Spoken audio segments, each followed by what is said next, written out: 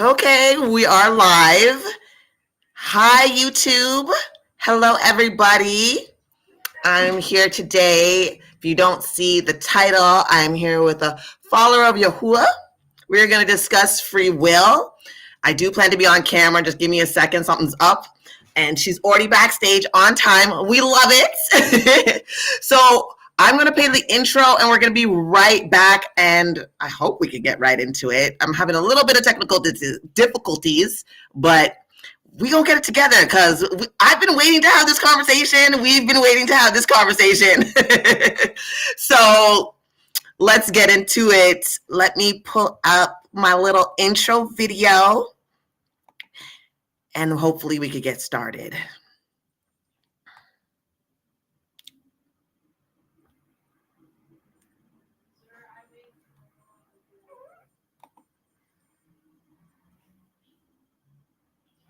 If it decides to start on time.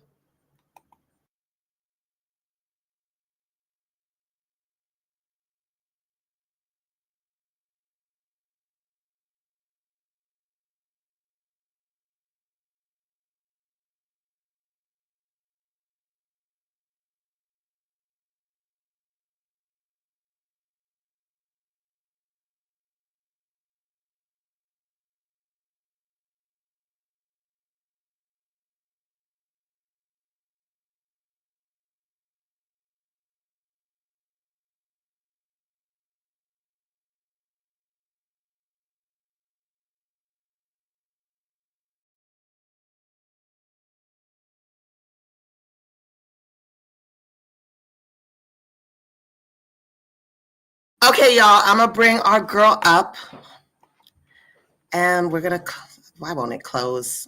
I swear these streaming services, if they're free, I swear they do it on purpose. They like make things super slow. I'm gonna get us both up here. Let me see. Hold on, y'all, getting it together. Okay, hold on. Are you here? Can I get you up? Is that gonna pull you up?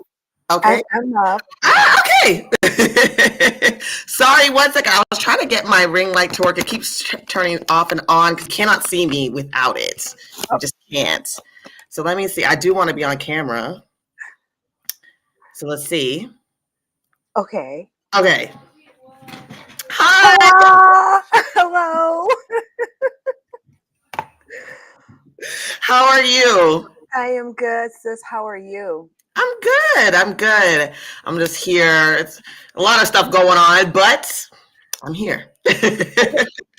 Most How are you? important thing to acknowledge. I always tell my kids that, like, don't take for granted you just being here. Like, even if you're having the worst day, like, at least you're still here. Like, at least you woke up this morning. So it's not something to take for granted.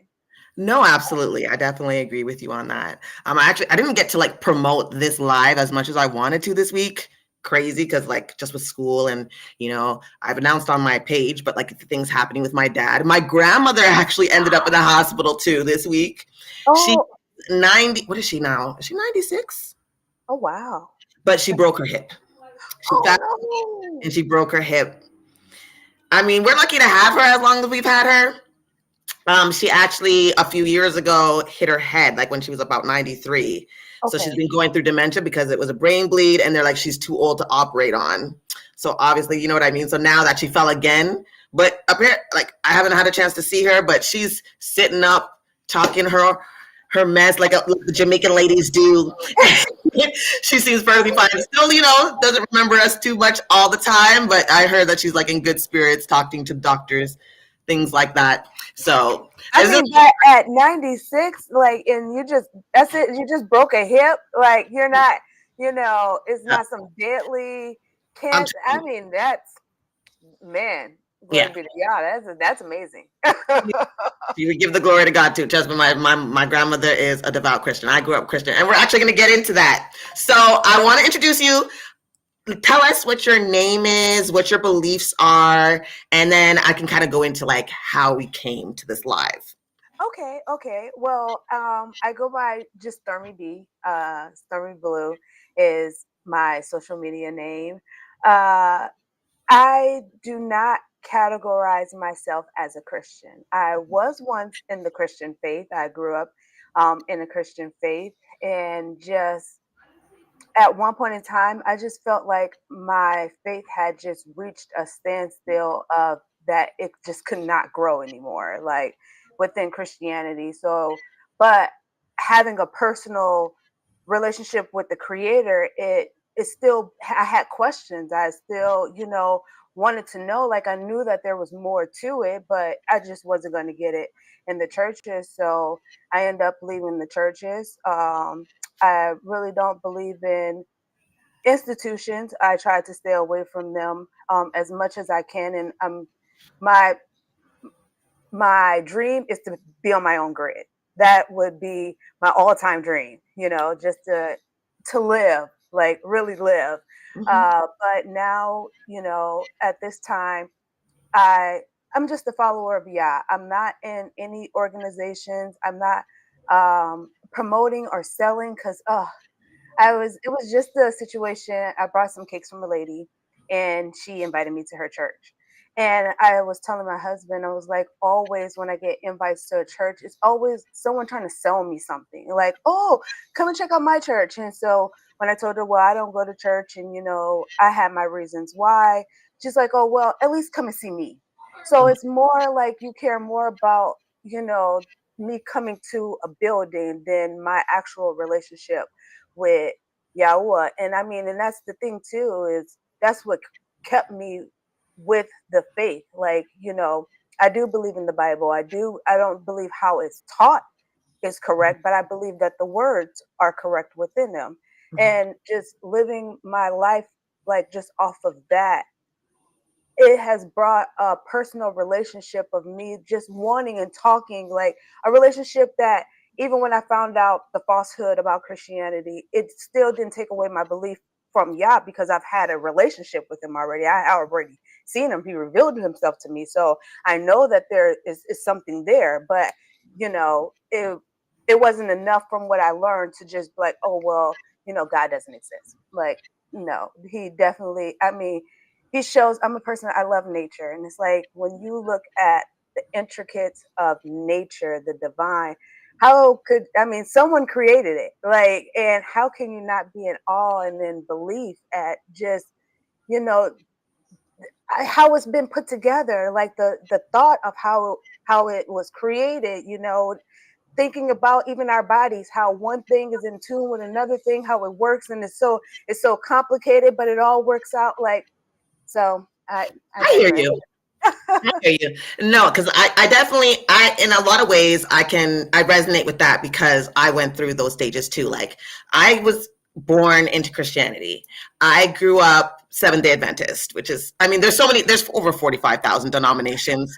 I mean, you know what I mean? So it is what it is. But I grew up indoctrinated into that specific Christianity. I was always a rebellious soul, always like asking questions. I was super annoying in Sabbath school. You know what I mean? I got questions and I need the Wait, and did you get the let me get back to you, or go yeah. ask so and then so and so, oh don't worry about that, and it's just like, but I mean, it's not feeding. I have a hunger or craving, but go ahead, A I'm lot sorry. of times even they would give me answers, but then sometimes like me, like the way that like my mind works, it's like, okay, you gave me a verse, but I'm gonna read the whole chapter. Like you can't just give me. And I remember, like, for instance, I'll tell you like just a little story of an example of this of me doing this, and it's so I remember I think it was like 10 or 11. I don't know how it came about, but I wanted a nose ring. And in the Seventh Day Adventist Church, no jewelry, no piercings, no tattoos, nothing like that. They say no, that is against God's rulings and things like that. And I was like, well, what's wrong with the nose ring? Like, there's nothing wrong with it. And again, I looked at other people in Christianity with Christian views. I'm like, well, there's people that wear jewelry and are Christian, in different aspects. I'm very, like I've never been someone you can just tell me something. You really gotta like. I've always been like more on the I want logic. to understand it, like, I need to understand it. So if it doesn't understand, if it's to me, if it doesn't make sense, it's likely not true. So even when I was little, even though I didn't have all the tools to like really ask what I wanted to ask, because they discourage you kind of to like really ask any questions outside of that, or if you do and they're stumped, then it's like you're just causing problems. You know what I mean? Type of thing. And that went on for a while. I mean, I remember when my friend got pregnant, and then they kicked her out of church, but not the boy who got her pregnant. And I was like, that's wrong. And I was back then I was like, I'm like Jesus, I'm gonna kick down these tables. Y'all are wrong. You know what I mean?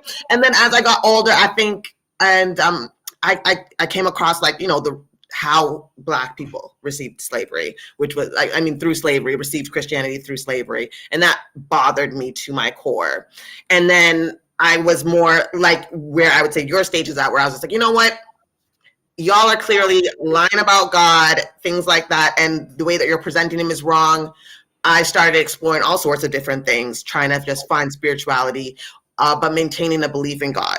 Now, and the thing is, I don't will necessarily say that it's not that I don't believe that it's a possibility of a creator. I'm not saying that just yet. I'm still in deconstruction mode. So I'm still literally just looking at Christianity in regards to the way it has influenced my life, the things that it taught me subconsciously, and what the Bible actually says. So I'm actually in the midst of rereading the Bible from the beginning all the way to the end. I'm still in Genesis. I haven't had a lot of time I try with school and stuff, but I've fallen off the way that I was. I usually do like weekly chapter a week, but I've fallen off, but I'm still reading it, and I read certain stories, especially when I'm looking to discuss certain things, and I pull up stuff and I read the stories and things like that, which is how my and just I listen to a lot of panels and things like that as well. I do my due diligence. I don't just take what people say, but I do my own research, and that's kind of like where I am now. So me, I definitely do not agree with the Bible as of right now. I do not believe that if there is a God, that it would be this God of the Bible. And if it was, I would not worship him. That's how I feel about it at this moment.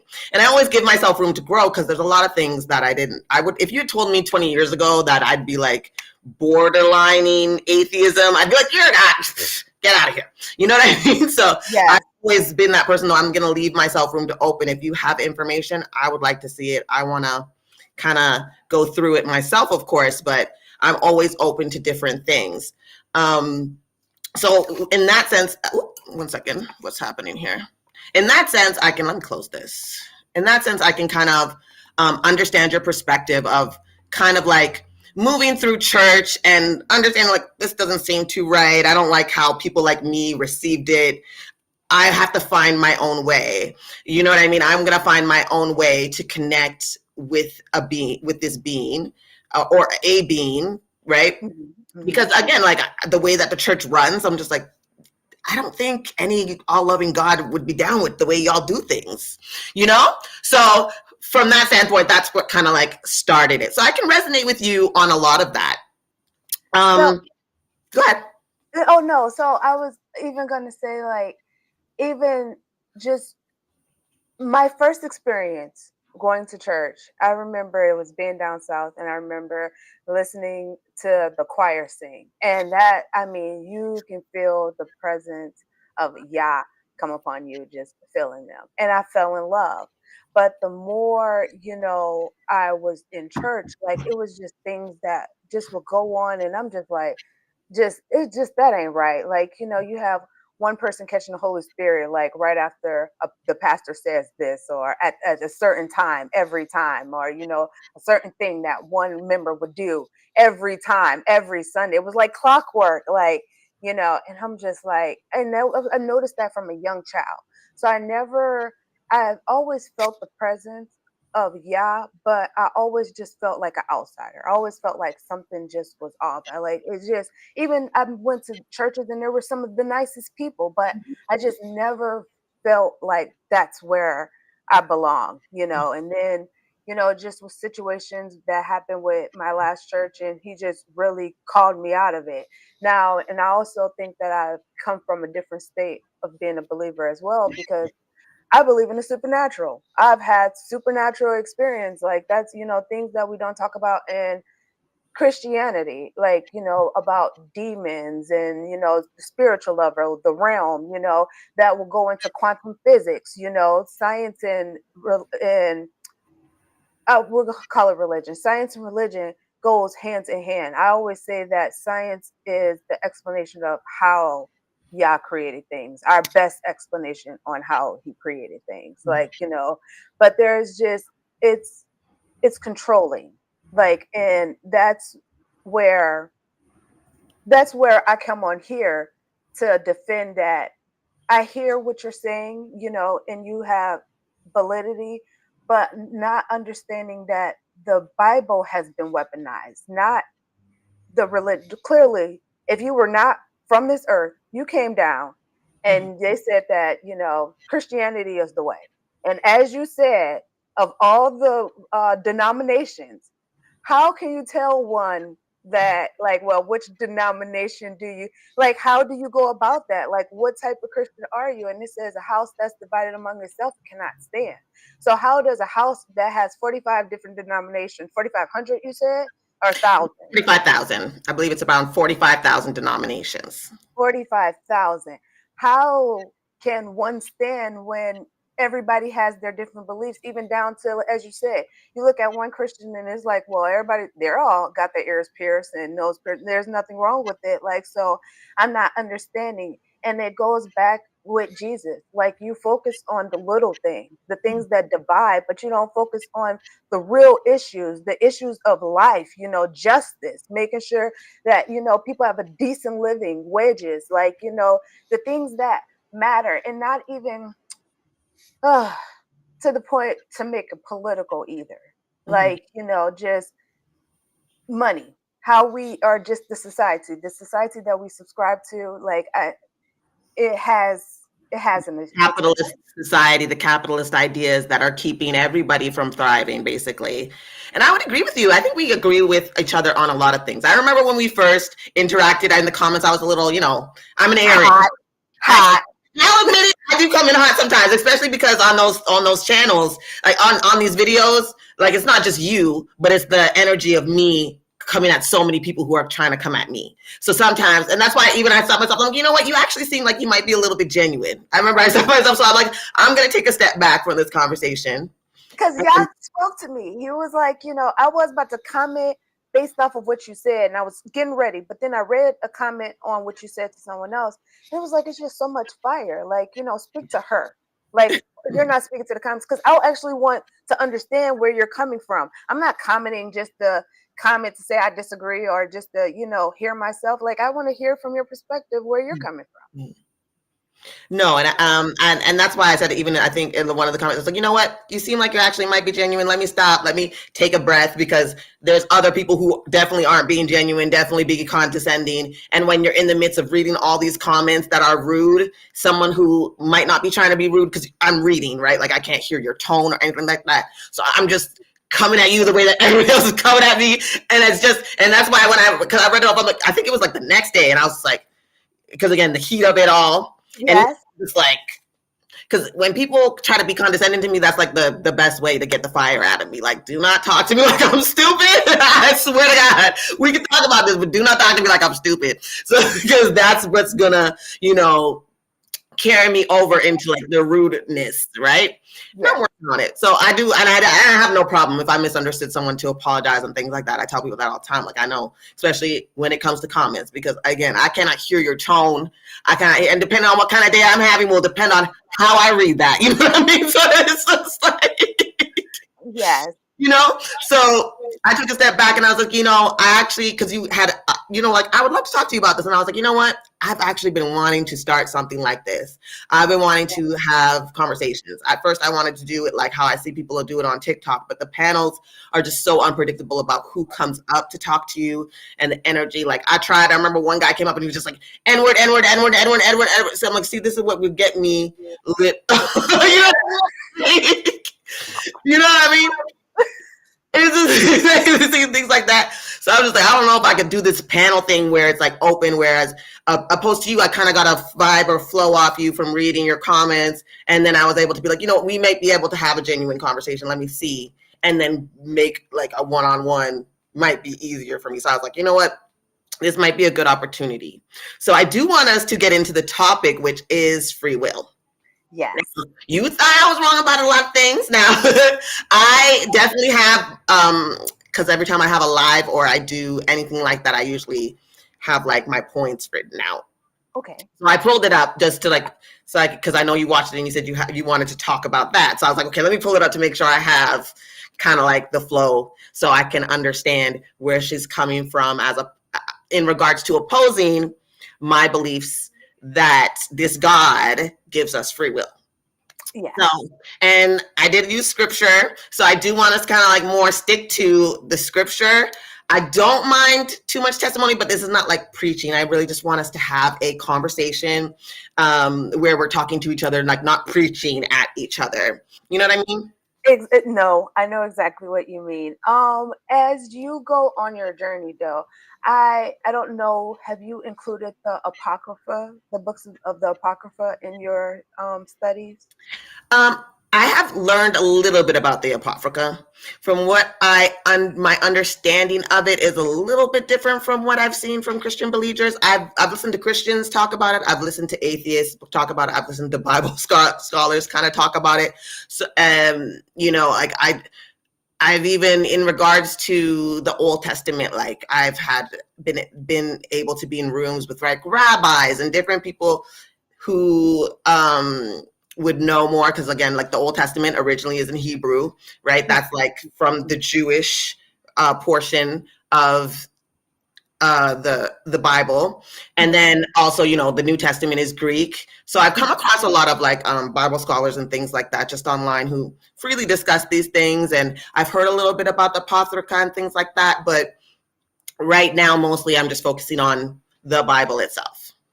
I bring it up because I'm also rereading the Bible. Like my goal, I know a great portion about the Bible. I know the stories, like I've memorized them, but I won't say I know every story. Like Yeah. I haven't read it For you to retain every detail of every story. Exactly. And I'm not one of those verses. Like I'd be like, and Matthew. Look, I can tell you that it's in the book of Matthew. I can tell you it's in the Bible. I can tell you what the story is about. Where it's at, like Google it. If you want a verse that bad, Google it. Like my facts are true. Because I have that uploaded, like so I can share the screen if we ever get to the point where I can pull up stuff, so that I can pull it up and we can read what it says. I do use the NRSVUE, which is the New Standard Revised Version. I've used it because that's what people use in seminary school. It is supposed to be the closest translation to the Hebrew and the Greek as far as today's date. Like if you go to school and go to seminary school, they would pass you this Bible. You know what I mean? So I stick to it, one, because, and also it's more up to date as far as English language as we speak present day, right? It is supposed to be, again, according to the people, that it is the translation closest to those texts. Exactly. So that's why I read that one. No, understandable. I mean, I usually read the King James version. Why? I'm used to it. Like King can, James, he can't tell me nothing. My brain automatically like translated. It is what I grew up reading as well. I will say it's not like I'm unfamiliar with it. That's what I grew up reading. Only recently did I start reading the NRSVUE, is because like, one, if you look into it, like King James is like one of the worst translations that has been out there. And then when you research who King James is, I'm like, I'm not listening to that man. I mean, true. Like as far as translations, I mean, they say it's one of the worst, but even he got some wrong, and then they're translating off of the King James and some of the European versions, which also there's words that they were doing their best to describe. So even those translations have come to, now with the information to and from, has come to be wrong, and now that they're going backpedaling, you know. So I was saying to do the Apocrypha as well, because the Apocrypha is not accepted in the Christian community, because first of all, the reason why the Bibles, like you said, the King James Bible, the reason why those particular Bibles made it into the King James is so that it can perpetuate a narrative that they were trying to give. And like as you talk about, like the masculine, the matriarch, what is it? The masculine leadership, you know, trying to perpetrate that, or perpetrate, you know, the idea of the okayness of slavery and how people were treated. Because that's one thing you said, that let's bring up slavery. Okay. Like when we talk about, as far as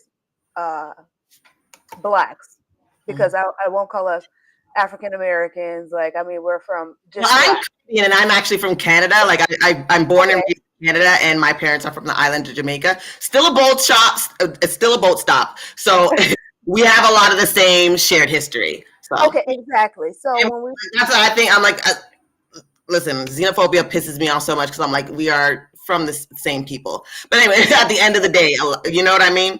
yes, we exactly. So, you know, just being black people, the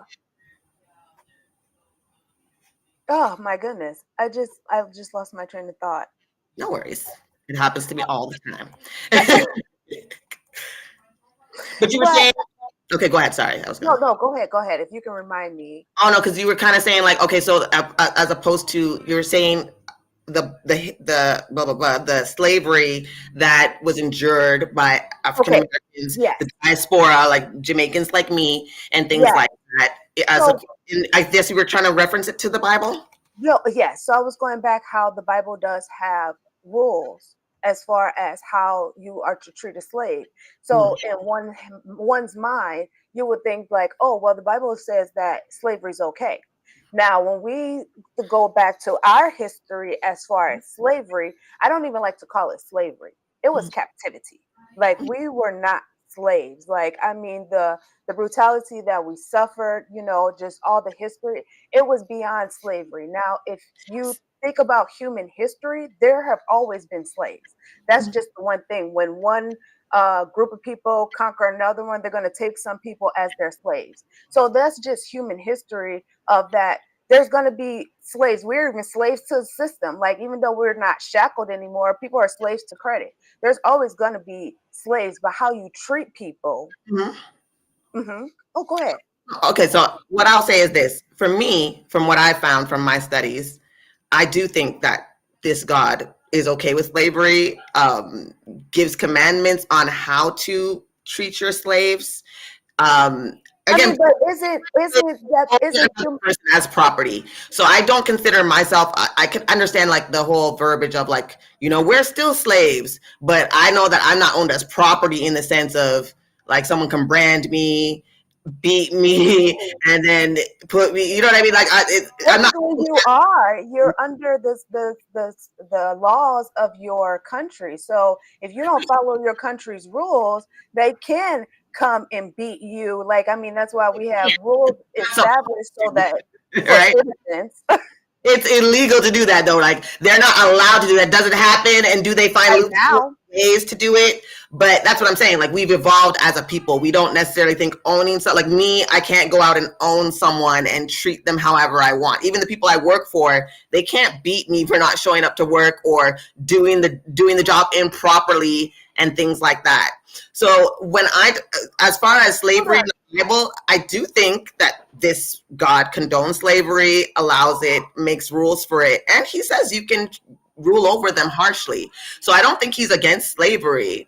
I don't think that he's against owning people of property, because he allows it. It's in his laws. In Leviticus, for example, he says you can own it, and there was quite a difference. I'll even say that I truly believe that the white people who enslaved us used this as, and you can even look at the documents when they argued about slavery, they used this Bible. They definitely weaponized it. Look at this here. God says I'm allowed to have slaves. I'm allowed to own people, right? So I would have to say that when it comes to slavery, I think that he's the creator of this specific type of slavery. If you go to Leviticus, he says, don't make other Israelites amongst you slaves. You're not supposed to treat Israelites like slaves. No. But they could be indentured servants, but not slaves. But you can get the slaves from the nations around you. You can treat them as properly, and you can treat them harshly, but not like you would your Israelites brothers. And hold on, but I just want to ask, don't other nations do that? So not just the Israelites, when we talk about other histories of other nations, didn't they all think it was okay with slavery? And they didn't believe in the Bible, but they still thought that it was okay with slavery, right? Oh yeah, but I'm not saying that other nations didn't. But this God did too. And this God, hold on 1 second. This God who is proclaimed to be all loving and all knowing, do you think, hi Belladonna, do you think that God is all loving and all knowing?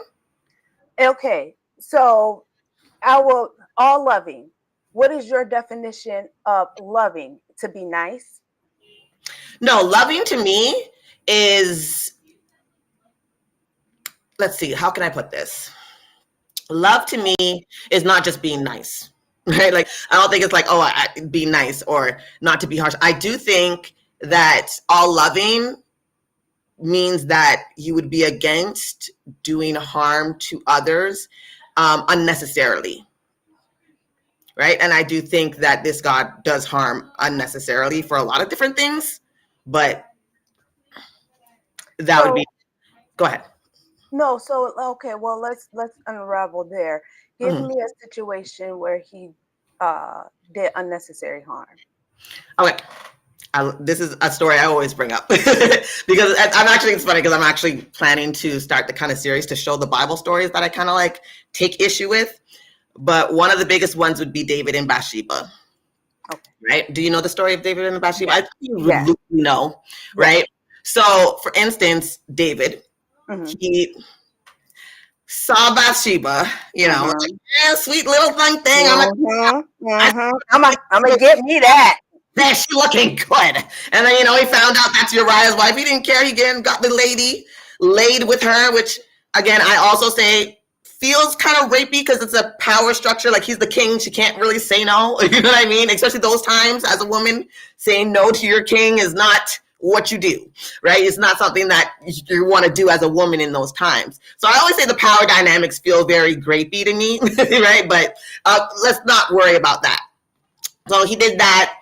His homeboy Uriah's wife at that, right? One of his commanders. And then when he realized that he got her pregnant, he was like, oh, damn, this is not looking good, right? He invited that man home. And then it was like trying to get him to like, go home and lay with your wife. Uriah was a stand-up dude. He's like, not with my soldiers. My fellow soldiers are still out there. I ain't gonna, I'm giving the ghetto version, but I ain't gonna go to my wife and they can't come home to their wives. That's not fair. He tried to make him stay, get him drunk, and that didn't work. So he had him, off. And I know, I'm trying to be careful about my words. Sometimes I slip up because YouTube is YouTube, right? So, but had him right? And then he marries her and, Nathan comes and says, because this God was like, you ain't see me. You don't know that I see you, David. You know what I mean? Basically sent Nathan to tell him you effed up. Now, according to Jewish law, David should have been stoned, right? You committed adultery. That's, if you look in Deuteronomy, that's a stoning. Murder, stoning, right? So here are these things that have happened that he should have died for. But God, instead of punishing David as he should, and I can only assume it's because that's his homie, right? Like they're my fave after a man after my own heart, right? He says, I'm gonna just, off your child. He made a baby sick for 7 days, wailing and crying until that baby unalived. To me, that's unfair. That's an unfair justice. I don't feel like that is something that an all-loving God would do. Then there's the second part of that punishment where he had his wives graped on a rooftop, which I don't feel To me, that's not anything an all loving God would do. Like I said, that's unnecessary harm. Those women didn't do anything. They should not be punished for David's sins. That baby didn't do anything. That baby should not have been punished for David's sins. And I can't reconcile within myself looking at this God as all loving, doing something like that. So that You would be one example. okay? Well, let me say that you look at the situation in such a micro manner versus the bigger picture of things. Mm-hmm. Like you, so as far as the baby, you're saying that it wasn't fair to the baby Mm-hmm. to, for them to be had versus David to. Now, I'm not. Let's first pull up that because I'm not that part. So if we go to Samuel, Second Samuel, and I'll pull it up. Hold on, I'll share my thing, but I'm going to share my screen after I pull it up because it's so slow. So I'm going to find it first, and then I'm going to hold on because Okay. that irritates me about this. I'm trying to find a system that works better. StreamYard won't let me do what I want to do. Let's go Second Samuel. And I've done this story before. I believe it's 12. And see, and that's what I was bringing about the Apocrypha. Of course, it's not accepted, among Christians or among the Jewish community because, again, there's agenda why it's not accepted. But it answers Who so made many. the Apocrypha? Who made the Apocrypha? Mm-hmm. So there's different authors, just like there's different authors that put together the Bible. The books are all not made from one person. So it's different people that put together, but they pretty much said and But decided. I don't trust none of them. Literally, I don't trust any of them. These are men who lived in the Bronze Age, and a lot of this Bible, when you look at it, you can tell that the writers can only write as much as they knew. For instance, there's places in the Bible where they say rabbits chew cud. That's not true, right? We know that now. I can understand why they thought it because I have a bunny, even like they chew and it resembles cud, but they don't chew cud. You know The what I cud mean? is grass, right? They eat grass and hay, but they Yeah, don't that's they what don't the chew cud cud. is. No, cud is like when you have several bellies and you spit it But back then up. you spit up and you okay, They okay, don't do gotcha. that. They have one stomach. True, true, yeah. Right? Not like cows. Like, you know what I mean? So little things like that don't make sense to me that tell me that this is a bronze aged idea. Like they didn't know this back then. So I could see why a bronze man would say, "Oh, rabbits chew cud," because they do appear to be chewing how a cow would and things like that. They eat grass, they eat hay. But Yeah. God, all knowing God, would know that. If he was directing them to write stuff, I'm sure he would be like, "That's not right. They don't chew cud." You know what I mean? That's just one example. We do have Bella Donna, who's with us. She did ask a question. I don't think it was a question. I think she's just giving her opinion. And I'll just read. Don't worry, girl. She didn't say that about you, but she just said the idea of a slave is evil anyway.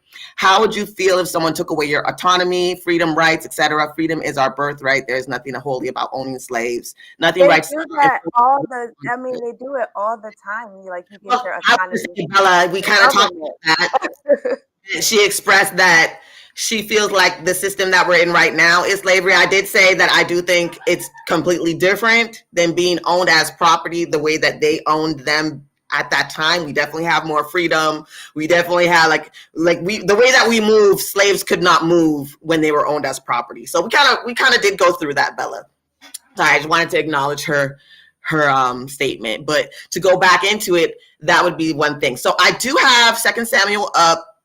And it's David commits. It's chapter 11. If you need the chapter, Uh-huh. share my screen so we could look at it. Like I said, I'm using the. Are you using the King James version? Well, actually, I'm using the Hallelujah scriptures. Okay, I'm not sure what that is, but we'll see. So, is it pulling up? I said share screen. It doesn't seem to be sharing. Should be able to share. It's sharing. I see it. How come? Okay, now see what I'm talking about. The slow business. Okay, slow as out. Okay, now I can see it. Okay, so this is what I got. So which part of the story did you want to go to? Sorry. So we're going to with the baby. So I knew about Uriah. He got Uriah off. Um, Okay, so I think that's actually in 12 when Nathan comes to kind of check his ass about it. Actually, let me just see at the end of 11. No, you're right. Then Yahuah sent Nathan to David, and he came to him and said to him, there were two men in one city, one rich and the other one poor. The Oh, rich one had flocks and herds, very many, but the poor one had only one little are you sorry? lamb. Pull it up. Which Oh, what? so I'm in chapter 12. Okay, what verse? Sorry. I was at verse 3. Oh, verse 3. Hold on, now let me scroll up. Okay, so go ahead. Sorry, I just want to follow along with you. Okay. But the poor one had only one little ewe lamb, which he had brought and kept alive, and it grew up with him and with his children together. It ate of its own food and drank from his own cup and laid in his bosom, and it was like a daughter to him. And a traveler came to the rich man who refused to take his own flock and from his own herd to prepare one for the wayfaring man who had come to him. But he took the poor man's lamb and prepared it for the man who had come to him. And the wrath of David burned greatly against the man, and he said to Nathan, as Yahuah lives, this man who has done this is a son of death.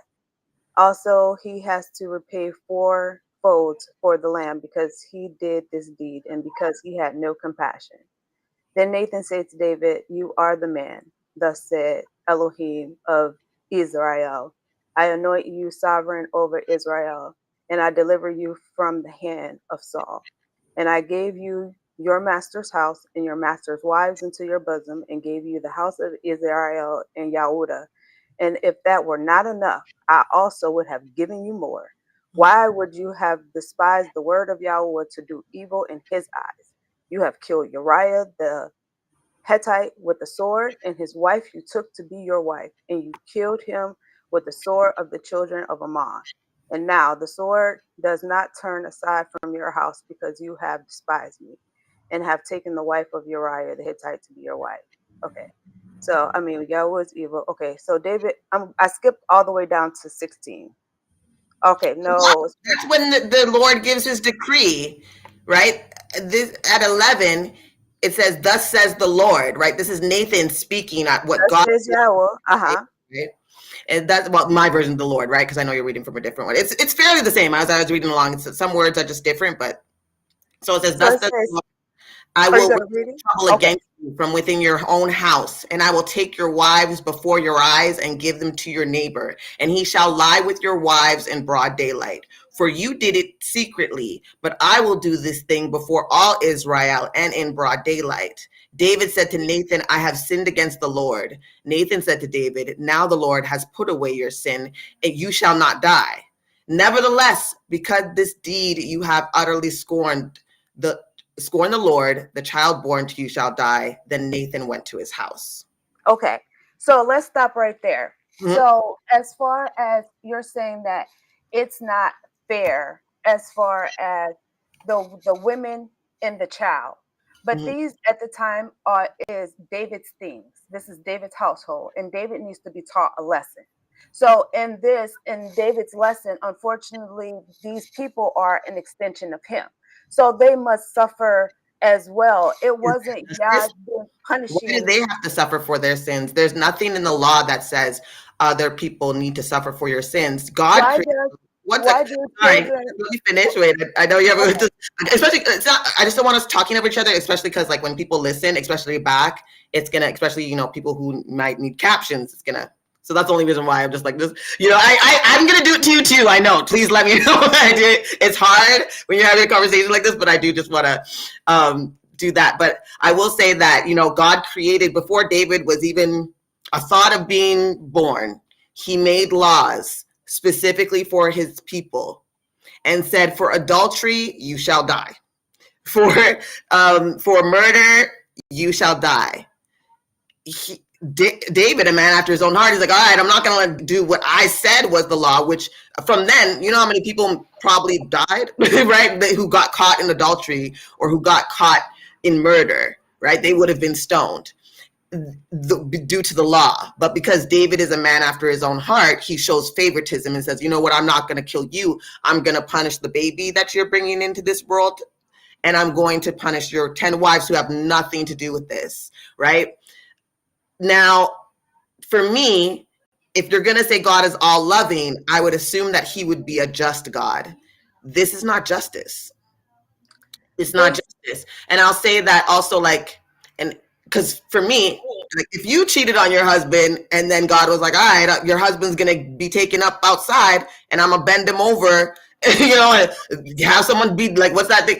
He be doing the bending and take him on for your sins. You would be like, that's not right. That's not just, right? So for me, an all loving God would be a just God, not doing unnecessary harm. And that is an unnecessary harm. so well, right now we're seeing the foreshadowing of Christ. Like, so as you said, David should have been stoned, he should have been killed.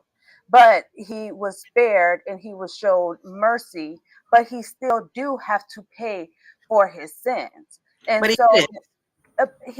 he did. He had to lose a child, and he also had to watch his women being uh, raped in broad daylight. Like, as for a man, like, just get on here and just get a man perspective. How he would feel if his woman was just trampled on in broad daylight for the whole world. And then he's a king.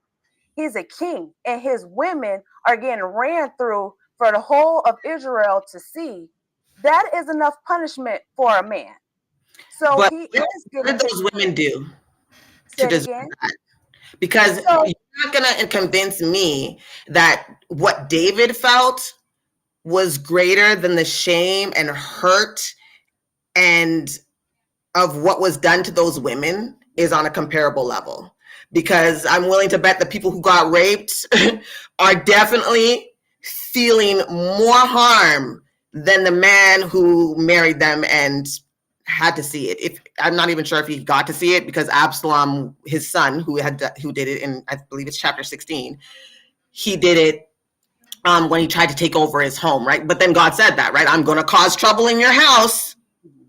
I'm going to take what yours and I'm going to give it to somebody else. I'm going to embarrass you in front of Israel. But that embarrassment had ripple effects. I think using rape as a punishment, I can't find the justness in it. And that's not a God that I can serve. That would say, I'm going to have these girls raped because of what they did. That is insane. And to say that, the embarrassment of that is like so great. Like, I'm sure it is embarrassing, but it's not going to measure up to the embarrassment that those women had. And I mean, what did they do? They just sent them away afterwards. Like, there was he didn't give them anything. They just sent away and never heard from again, just, discarded. I don't know. I can't find the justice in that. And I can't find myself,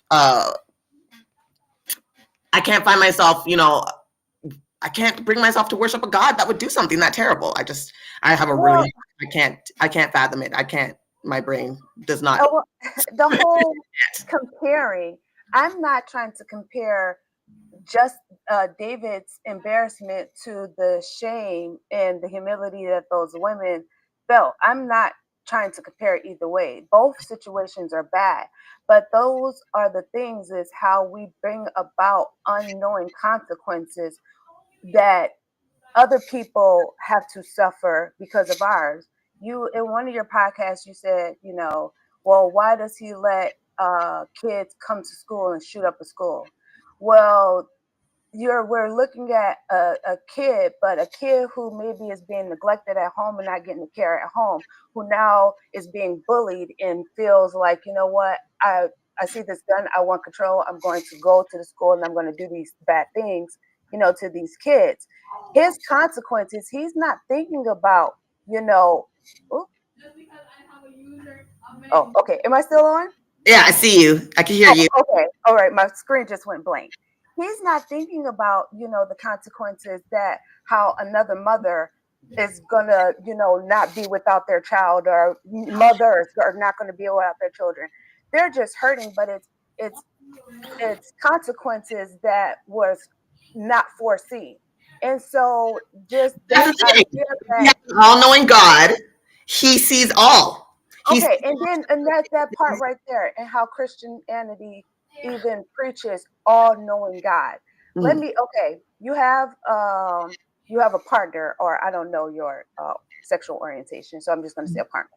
You Yeah, have go a ahead. partner. You've been living with them for, let's say, 10 years. You know them in and out. You start to recognize their behavior, right? Like, when, if they do this, or if they either they might be feeling this, or if they look like this, they might be doing that. You get to recognize patterns about them.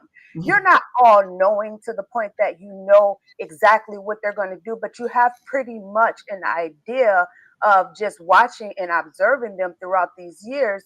You know pretty much which way it's going to go. So when people say that God is all knowing, like he knows your every move, your every direction you're going to take, like exactly what you're going to take. It's not. I don't think that. I don't believe for it to be all knowing like that. Like he's a magic globe, or a a fortune telling globe or whatever. He can tell you exact detail what you're going to do. But a certain person who has a certain personality, who carries a certain way about themselves, you can predict things, as we call them sometimes, even stereotyping things that they can and will do just based on studying them, the study of psychology. So you don't believe God is all knowing in the sense that he knows the future, past, like he knows all things, and like you can't make him wrong in any way because he knows, and he knows you're going to turn right tomorrow when you go to the coffee shop and you're going to get that, I don't know, French vanilla. Oh, exactly. That's what I'm saying. It's not like that. It's not like he knows that you're going to get that French vanilla, but he knows you enough that he knows that you like coffee.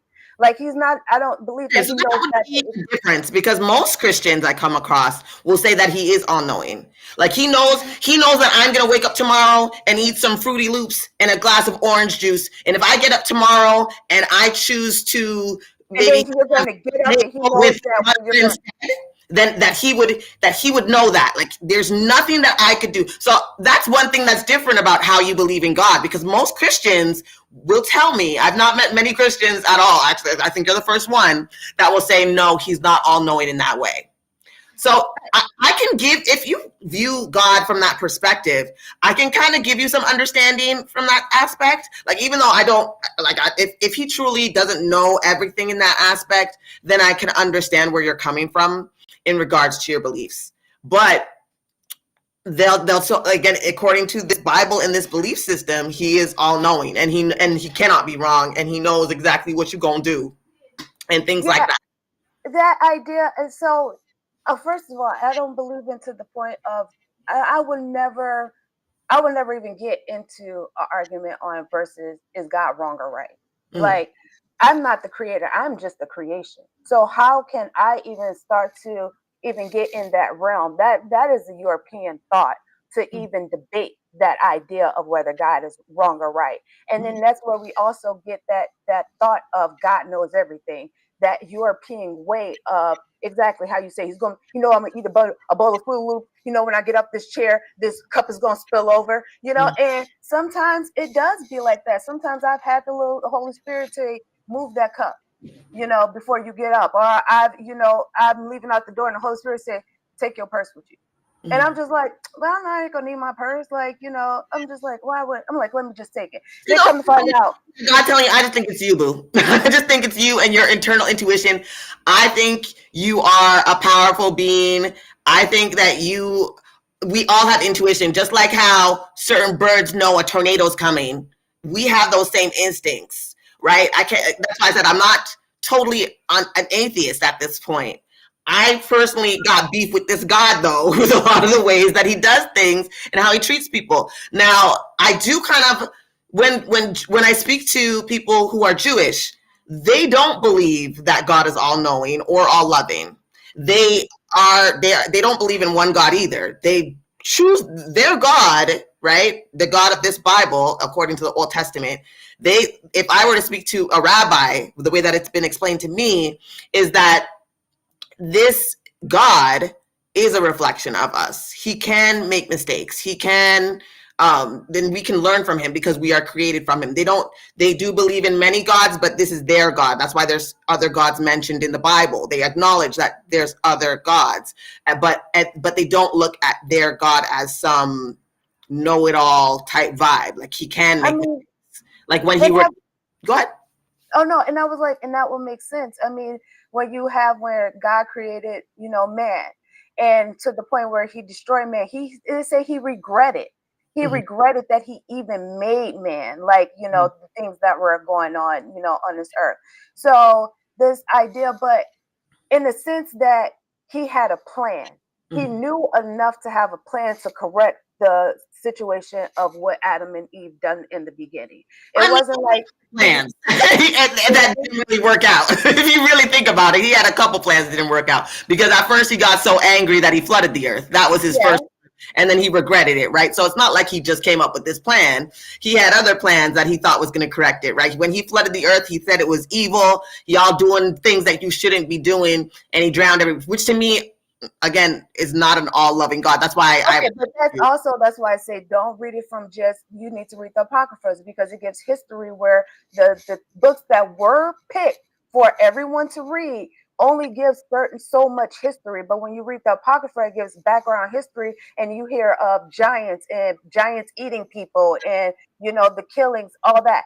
Yeah, I would have probably flooded the earth too and started it over, because I'm like, this ain't working. I mean, like a creator, like an artist, it just don't work out. You just like the flood never happened. Over. There's no proof that like there's no way that we could have had a flood that flooded the whole world and topped every mountain. That's just, it's not possible. You said you believe in science, but science will tell you. See this my stupid ring light. Exactly, but even in science, me, because this ring light has been acting weird and no, eye on me. Hold on, let me see if I can plug it in while I'm here. Because if I could plug it in while I'm here, then that would be better. 1 second. I just don't want it to die on me, unless I have to go off screen, then it is what it is. But I prefer to talk to you when we see each other. You know what I mean? Like, I don't want to, like, you looking at, like, the BFT thing. Like, I want you to, oh, damn it. It might not work that way. What if I do this? Hold on. I really don't want it to die. It's been so weird lately. Okay, I'm going to try it. It might die. But, so for me, like, that's another weird thing. Like, I don't understand how you believe in science and you think that the flood happened. Like, it does not. That I mean, because I believe, okay, we have Pangea, like, and this is okay. We had Pangea, and it was all one surface that we were told, right? It was all under one continent, so it would make sense that if it all was at one continent, right? Well, I guess it depends on which creation story, because the Bible has 2 creation stories. Okay, so we're talking about the one with Adam and Eve, and then what would be the second one? Well, chapter 1 gives you a totally different. Exactly. And then also what I'm going through is with Jasper. Jasper also gives you a totally different version. This is another book in the Apocrypha that said that Eve was made 2 weeks later instead of not on the second day. So this is also something that's the thing. Like, for me, like, I have yet to be proven that this book is historically accurate for a lot of things. But you will follow science. Science says that the flood is impossible. You will not find a scientist that believes that the flood is possible, Christian or other. You will not find a Christian scientist who says that is possible. It's completely impossible. Even when you if the earth was all one big methane gas, massive land, the methane gas. How do you explain that? If those animals, remember, he built a big old boat with one window. Okay, we're talking about the videos that we have been trained to see. I'm talking about the Bible. I'm talking about what the Bible says. It's impossible for those animals to be in there with all that methane gas and actually live. Not to mention all the dead bodies of millions of people in the water and the dead animals that would have been in the water. Even like salt water mixing with spring water. Like it can't. It does not make sense. Okay, but it wasn't that long ago either. So, like, this is what I'm saying. Like, even in the Bible, the story, it said that out of that 6 people, Noah and his wife, 8 people were saved. So, if 8 people were saved, it wasn't like it was millions and billions of people on the earth. So, if it was 100 people on the earth, and that was the history. That was the true history. It was only 1,000 people. And this is another thing that doesn't thing. You know that Cain went out and he saw cities of people. There was Canaanites. There was come on. This is not true. Yeah, well, 1,000 people, 10,000 people. No, it wasn't like it was millions and billions. I'm not buying that. I'm not buying it. That's how, this according to this Bible, this world is only 6,000 years old. We already know that's not true. The oldest bones were a black woman from 280,000 years ago. You cannot. Says who? Says this person that I'm supposed to believe that they put in this science. The science is always based on theories. It's forever changing. This what you want about the Bible, the words have stayed the same for 2,000 years. But science, I mean, we're just now learning Pluto wasn't a planet. I grew up with Pluto being a planet. And now you're telling me is science moves and grows, and we learn. Just like how I said, they thought rabbits chewed cud. We know that doesn't happen. We continue to evolve and learn, and science doesn't say this is it and that's it, that's done. It leaves room to grow, right? Science is a process. It's not a belief. So they come up with a thesis, they test the thesis, and then millions of others will test it over and over again, and then they'll be like, it seems like this is true. Just like when people love to be like, oh, Big Bang, Darwinism, Darwin didn't know about genes, DNA, or any of those things. We know that now as we grow and as we learn more. So science is not something that is just stuck into one thing. We believe this. There's always room to grow into more. And there's a lot more evidence in history, because you're saying, how do we know? We're digging up the bones. They're that old. We can know that this earth is longer than that because we have trees older than that Bible. So, what if it was all just things made for you to believe in these ideas as far as science? Like, I mean, you believe in the dinosaurs? Indoctrinated into it, because if you were born in India, you'd be a Hindu and you would believe in Krishna. And Krishna's in that religion is way older than the Bible.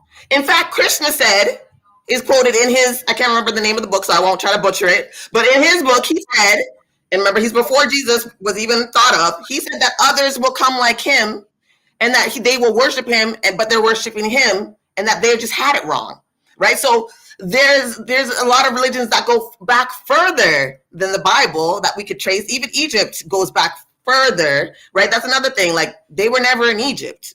There's even like back then, Egyptians held meticulous records. If every firstborn died, they would have documented it. There's no documentation of them being in Egypt.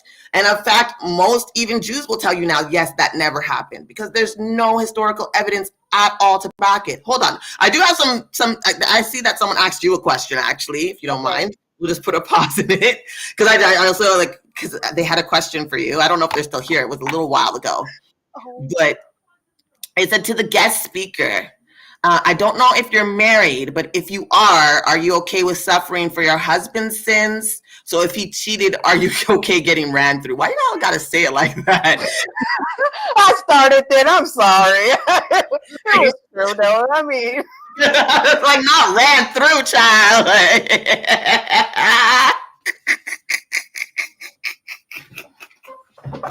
I'm sorry, Bella.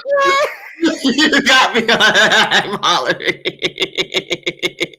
Because that's basically what happened to them girls. That's what happened to them too. They got ran through. Ran through them ladies. Okay, she said, would I be okay with being ran through for my husband's sins?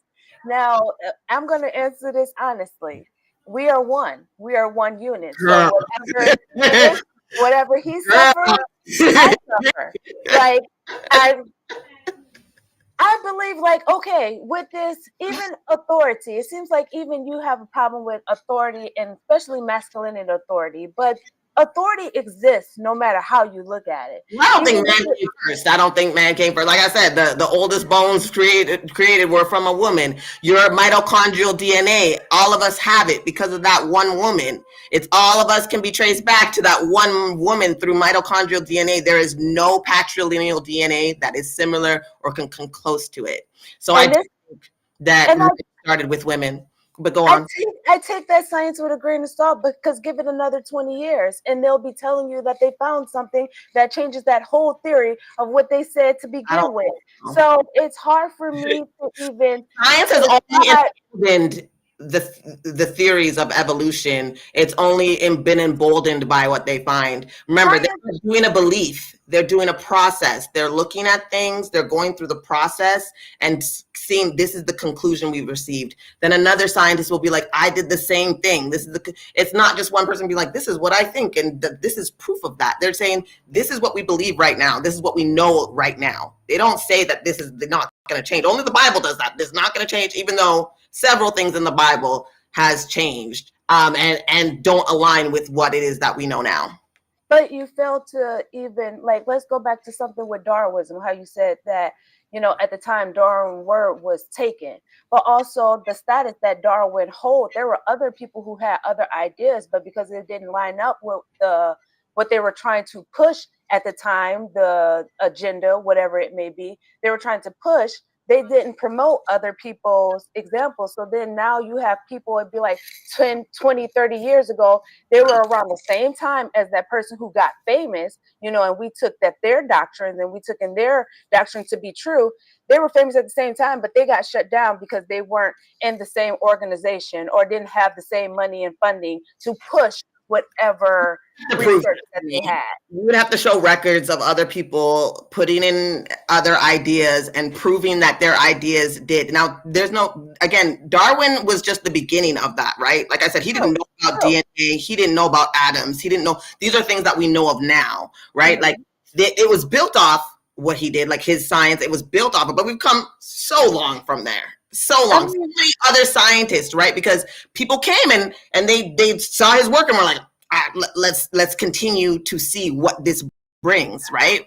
And it's how we discovered things like DNA and things like that. So it doesn't feel like you looked into it with a mind as open as you may feel, because from what I understand and what I've researched, even being back in school right now, that doesn't align with what I've been taught in regards to it. And I can't find any real sources from real people who have that education that would agree with that. I mean, okay, well, even let's even say the light bulb. For the longest time, we were told that the light bulb was invented by Edison, but coming to find out, it was actually invented by the slave that he owned. Forgive me, I don't know his name, but it was invented by him. And so this idea, I'm just saying that the victor writes history. So as long as whoever right, and this science is known internationally. Whether if you go to China, if you go to India, if you go to these scientists who are in this field that are doing their independent research are agreeing on certain things. Like, this is what I found too. This is what I found too. It's not okay. Well, let me ask you this. Let's go back to climate change. They were all saying that they agreed with climate change, but now years are coming out, they're saying that climate change really doesn't exist, that these are just the cycle. Any legit scientist in regards to the issues with climate change say that it's not. I've heard a lot of conspiracy theories, but I've not heard from actual scientists. So I can't speak on it from that perspective because I've not heard that myself. So, I mean, you could say that some people, and that's what I said, science changes, and they say that science changes. They're not saying that this is it, this is what we know, and that's all we'll ever know, and this is it, this is done, right? They continue to grow off those theories and off those bases, and as such build off that. It's not like some one definite belief. Science is not a belief, it's a process, right? We do have some other comments. Hold on. So Power Kismic says, okay, why are you obsessed with the man's feelings of embarrassment and not the women's unaliving or even grape? I think he was trying to say. And then he did put I can't see the emoji, but he put an emoji. Then he said, misogyny in some women is so weird. And he goes, all knowing it means exactly. I just want to go through some of the comments. All knowing, exactly all knowing. You can't claim all knowing, then add convenient caveats. Belladonna came back. And she said, I believe the point she's trying to make is, how can a just God punish another person who has nothing to do with the situation, by the way, for another person's wrongdoing? Yes, Belladonna, that was my point.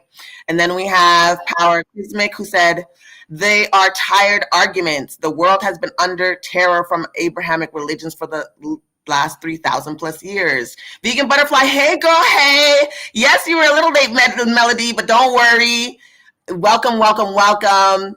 God regrets, so silly. Okay, and then it does say that though. He said he regretted it. Okay, so it is silly in the concept of if he's all knowing, how could he regret if he always knew that it would happen, right? So, anyways, God is an excuse for people to project their own intentions onto external imaginary factors, but deny normal human instincts and evolutionary behaviors that depend on interacting with the environment.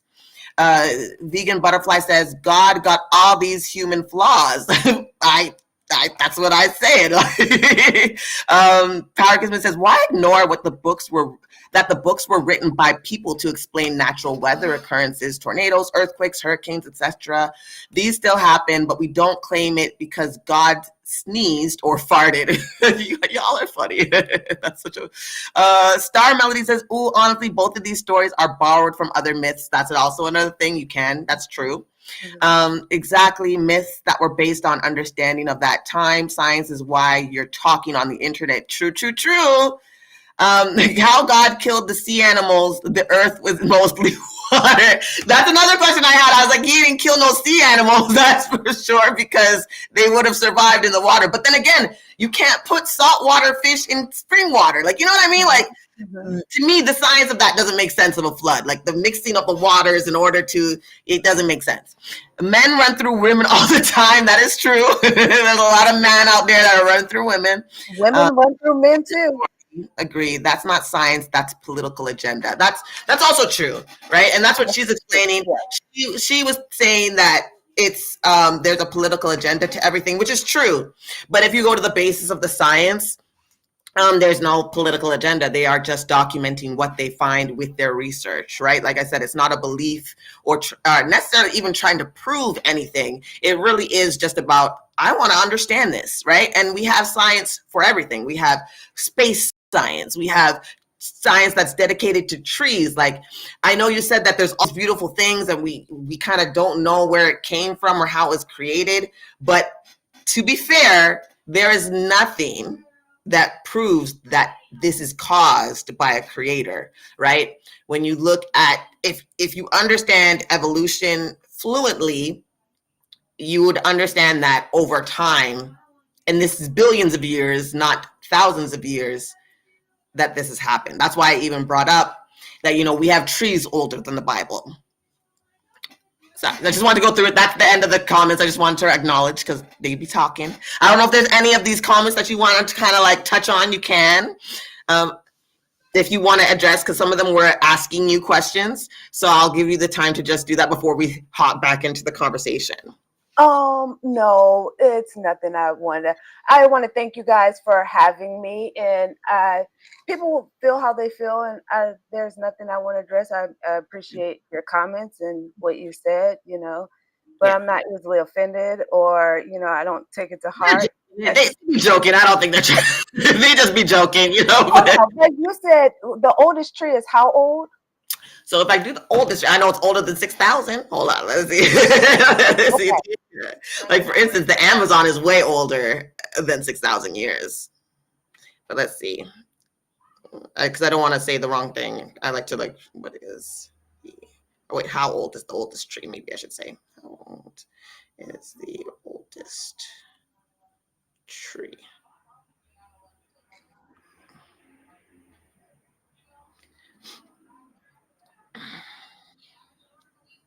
Well, now it's going into all these different kinds of trees.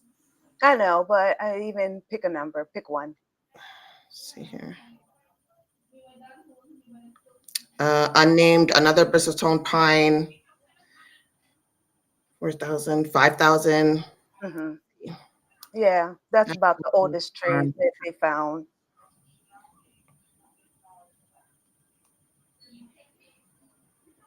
And you're not going to find a tree no older than 6,000 years. You're not going to find a tree no older than 6,000 years. They go about 45,000 or 4,500 years. 5,000 was the oldest tree. That doesn't make any sense. I mean, just research it. The oldest tree. You're not gonna find a tree even 100,000 years old. Yeah, but you have to take into account that they've been cutting down trees to build and things like that, right? Like the amount of, like for instance, the amount I of mean, this earth is so big and vast. There will come across. We'll eventually come across a tree. civilizations that are older than 6,000 years old. I mean, but do we have? Can you give me that synonym? Civilizations? Oh, you said civilizations that's Yeah. older than 6,000 years. I mean, Okay, again, obviously, had plants and trees if there's civilizations because that's what gives us oxygen, right? Like it helps create the world around us in order for us to breathe. Mhm. This a tree being 6,000 years old, but civilizations being over 200,000 years old would mean that there were trees. So that a European told you, and this is what I'm trying to get back to, this idea of your study.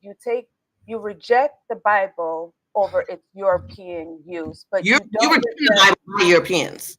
Say it again. The Bible comes from Europeans. The They Greek created version, this. no, it does not. It's in the European language, in the Greek language, but it was not by Europeans.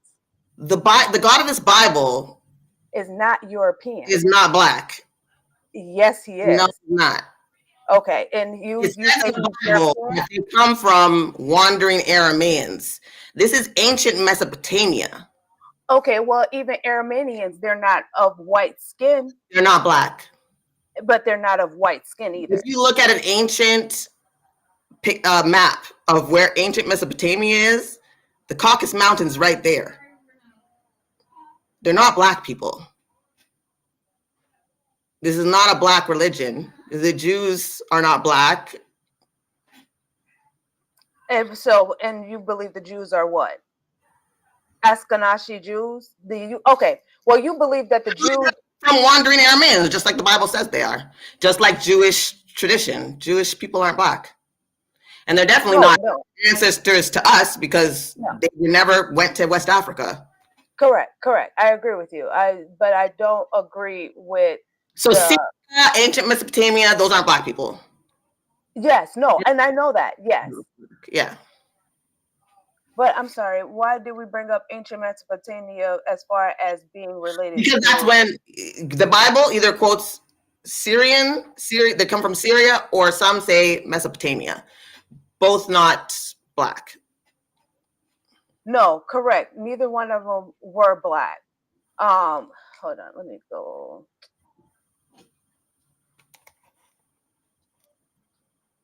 Vegan Butterfly says she likes your energy. Oh, thank you. Star Melody is also saying the Bible's not black. Get it right.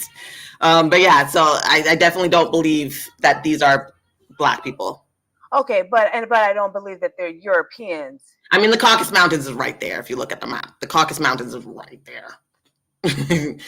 You know, right there. Like, hold on, let me see if I can pull it up. I know it's kind of slow. Hold on. So, ancient map of, hold on, map of ancient Mesopotamia. Images. Come on. I know it's going slow because I'm here. Okay, so see. If I bring you up, will you show properly? Because you're looking kind of small. Yeah, let me bring up. Sorry, it's just moving slow as hell. I'm clicking on the image. I just want it to pull up before I share the screen. Let me actually stop sharing. Maybe that will help. Stop sharing the Bible verse. See if that helps me. The Bible was stolen, their mythological stories, and changed to justify slavery, war, and sexism. I actually believe, I do believe that. Like a lot, like you said before, a lot of the stories you can find older stories from different places that tell the same stories, but that's just what they were, stories. Mythological stories. I know the way that they explain things that they really couldn't. Hold on. No, I want to see the big picture, y'all. I want to see the big picture. So if I pull it up. Okay, I don't know if we're going to be able to see this. Let me share my screen. Slow as hell. It's so annoying. Share. Now, how do I make you bigger? Can I make you bigger? I hope I can. Oh, okay, we're the same size, but I see a black. Okay. See, it's still black for me. Like I said, it's just, this thing does not show me no type of love. It's so slow. I gotta find something that works. See, and it's just, I want it to be like on the image. Hold on. Share this tab instead. Ancient Mesopotamia. Can you see? I can. Okay, so this, you see, look at this. Fertile Crescent. This is ancient Mesopotamia. Lower Egypt over here to the bottom left or right. I know. Let me see what I'm looking at here. Let me look at this and look at you at the same time. 1 second. So you see that there? You see the Caucasus Mountains right there? Yes. Right? This is ancient Mesopotamia. They have Lower Egypt, Syrian descent right here, right? So this is where they would be from. These were all white. Yes. See right here, the Caucasus Mountains? Up at the top, Black Sea, and then whatever, in Iran. So these aren't, the Caucasus Mountains are right there, but these aren't black people.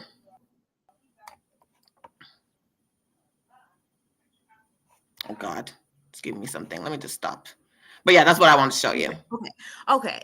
So no, I agree with you that those aren't black people, but I'm not going to sit here and act like I know it all. So I'm not going to be able to sit and converse and even have, well, you know what? Back to the free will conversation. How about we like revert back? Because we deterred. We did deter. We did detour. It's okay. It happens when we're having conversations like this, right? Because honestly, like I can't prove it either. Like I'm not, and I know, like it's a whole lot, and it's a different aspect. And exactly, I'm not going to sit here and I'm not going to try to.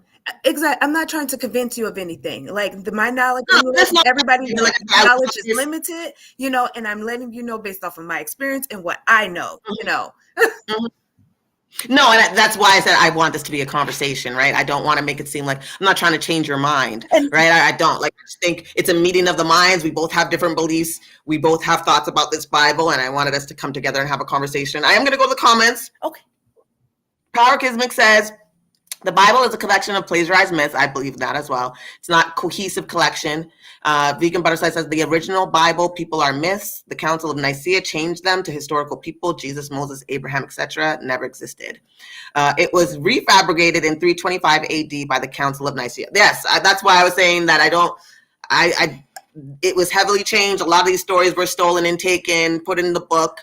They made this to control people. That was like from its inception. I mean, but is education the way it's structured not made for control? Isn't science the way it's structured not made for control? Even our medicines, the food we eat, there is some control on what they're trying to do. Like everything that you consume is made for control. So, I mean, you can pick your poison. You can go after religion all you want, but then you have other things that is made for control. You have political views that are made for control. So, only thing I feel is I understand your feeling and how you feel about the Bible, but why are you on this hiatus on trying to take away what other people believe? Now, and I will say this, because Christians, what they tend to do is like to pretty much put it on you, and that they bring this upon themselves because they're always pushing the Bible on you. And that's not what the spiritual belief is supposed to do.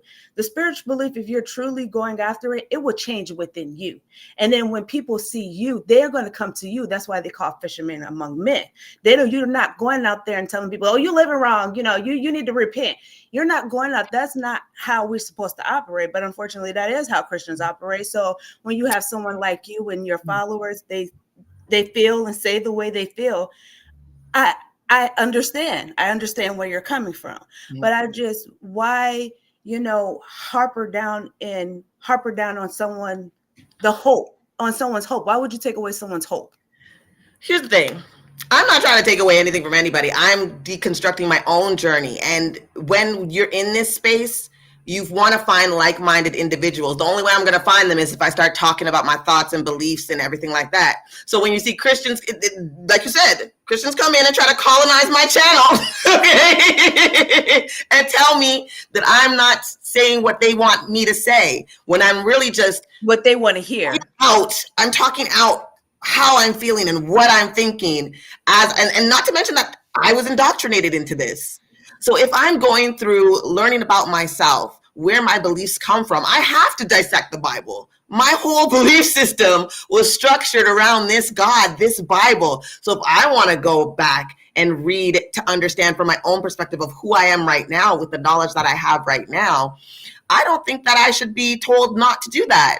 Because it's not like I'm saying, and I know my stuff is very provocative. I say, the Christian God is evil. Like, I know, like some Christians are coming for me, you know what I mean? And I do that because like, it is one, how I feel, but also like, it is to be provocative. But again, you don't have to interact with me. And I'm not going to Christian channels being like, give up your God, he's evil. I'm not doing that. These are people that are coming to me because I don't believe in this God. So, my reaction is kind of like cutthroat, because I don't like when, like I said, I don't like when people come to me condescendingly, acting like I'm not literate enough to understand what I'm reading, or they try to dismiss my perspective and my experiences based off hurt, and not just like, I'm reading this and this to me doesn't feel just. It's not just to like kill a baby and have women raped on a rooftop for what their husband/father did. I cannot see an all-loving God in that, and I cannot see the love in that. To me, I could not worship something or somebody who does things like that. It doesn't align with who I am in my heart, right? So for me, I'm not trying to, this channel isn't about pushing, it's really about deconstructing patriarchy, deconstructing all those things. And religion is a patriarchal institution, right? So it's just a part of my own process. I'm not trying to change anyone's beliefs. What I will say is that, like you said, a lot of Christians are out there right now trying to push Christianity on people through laws, right? Changing the laws to reflect their beliefs, even though not everybody believes that. That's pushing it on them. So that's another reason why I bring it up. It's because I'm standing in my own truth.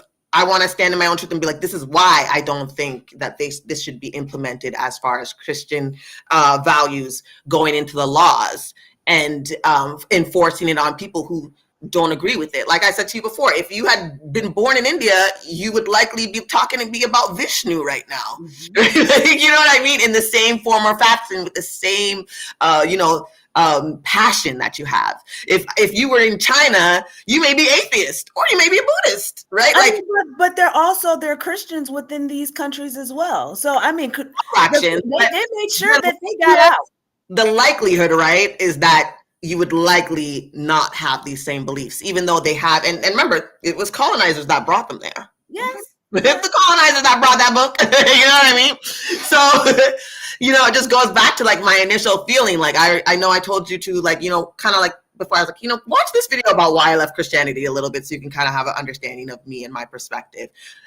You know what I mean? Mm-hmm. Which is why I wanted you to see it, because it's not just I hate God, I hate Christ, and all you Christians are really this, that, which I do feel there's a lot of hypocriticalness. But again, that's not what it's about for me. It's really about I'm not trying to change your mind, right? I'm just telling you how I feel about what I'm reading and what I'm seeing and how it makes me feel, and why it does become a space of like, why I'm no longer accepting it, why I'm questioning it. It's all a part of my spiritual path and journey, which I share online. And I feel like, that's my right. I'm not trying to take your truth away from you, right?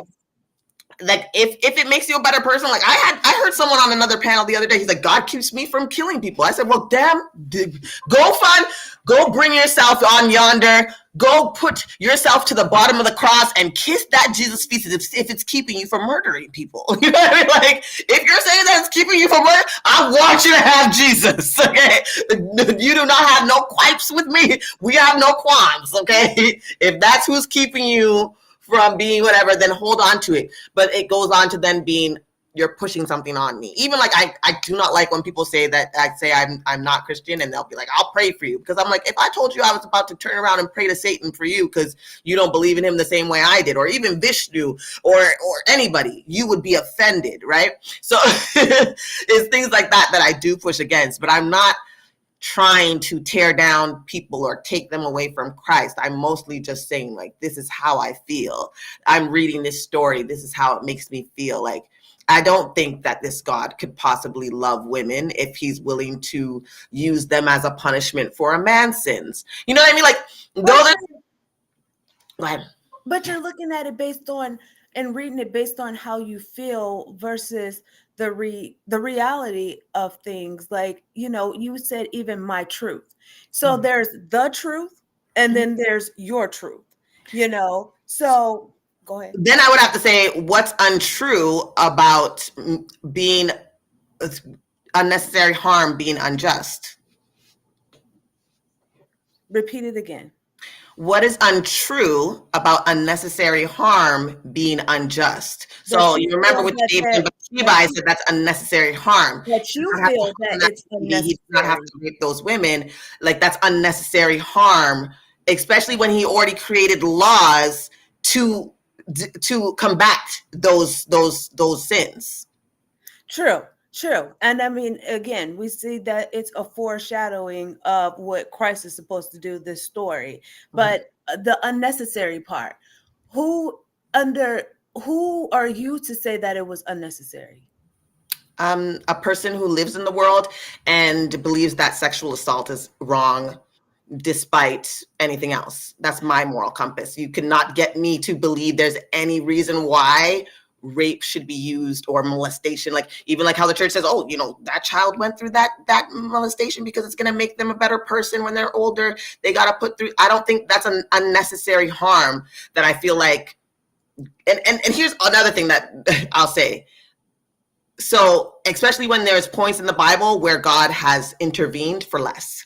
Like, I can't remember if it was Elijah or Elisha. He was walking down one of the roads of one certain city.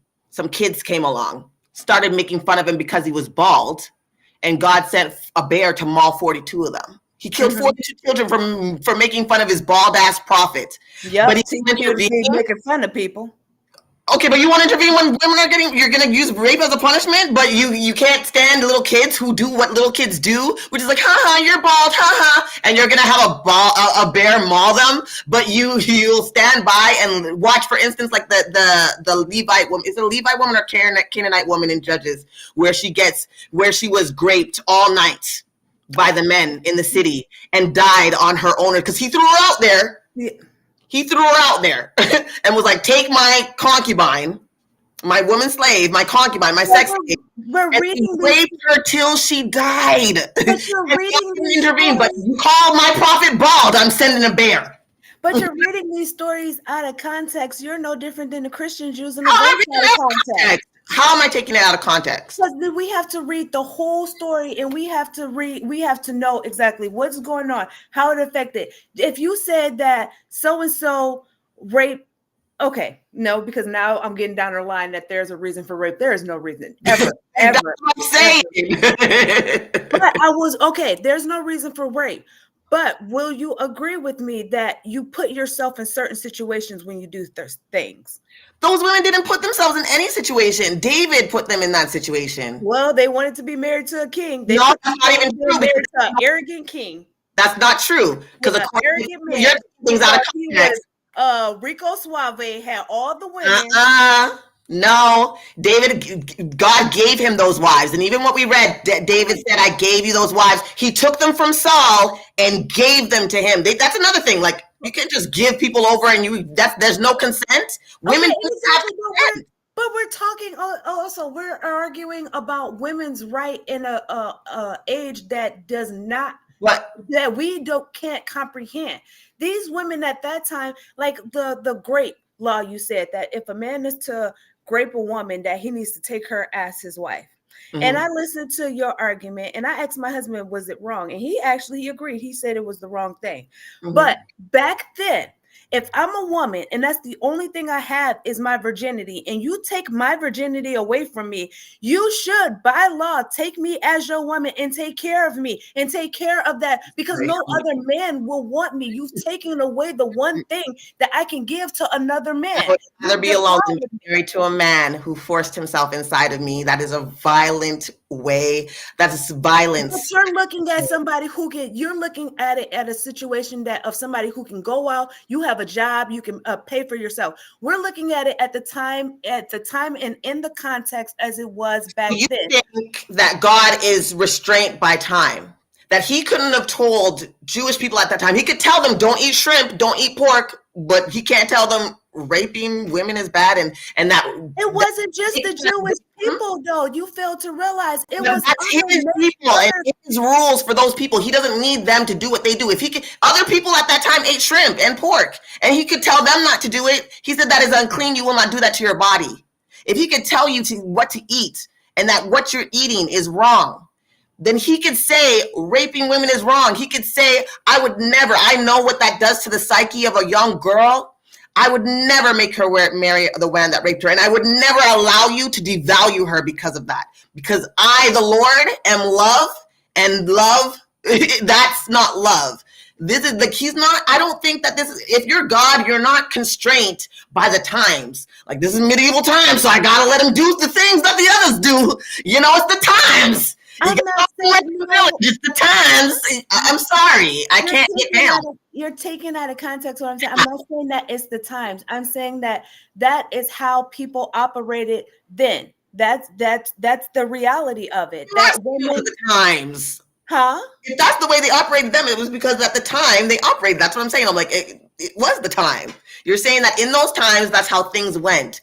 And I'm saying this is a God, an ambient being, someone who knows better than us. Don't eat shrimp, don't eat pork, don't wear mixed fabrics, don't you dare mix cotton and polyester, which we all do now.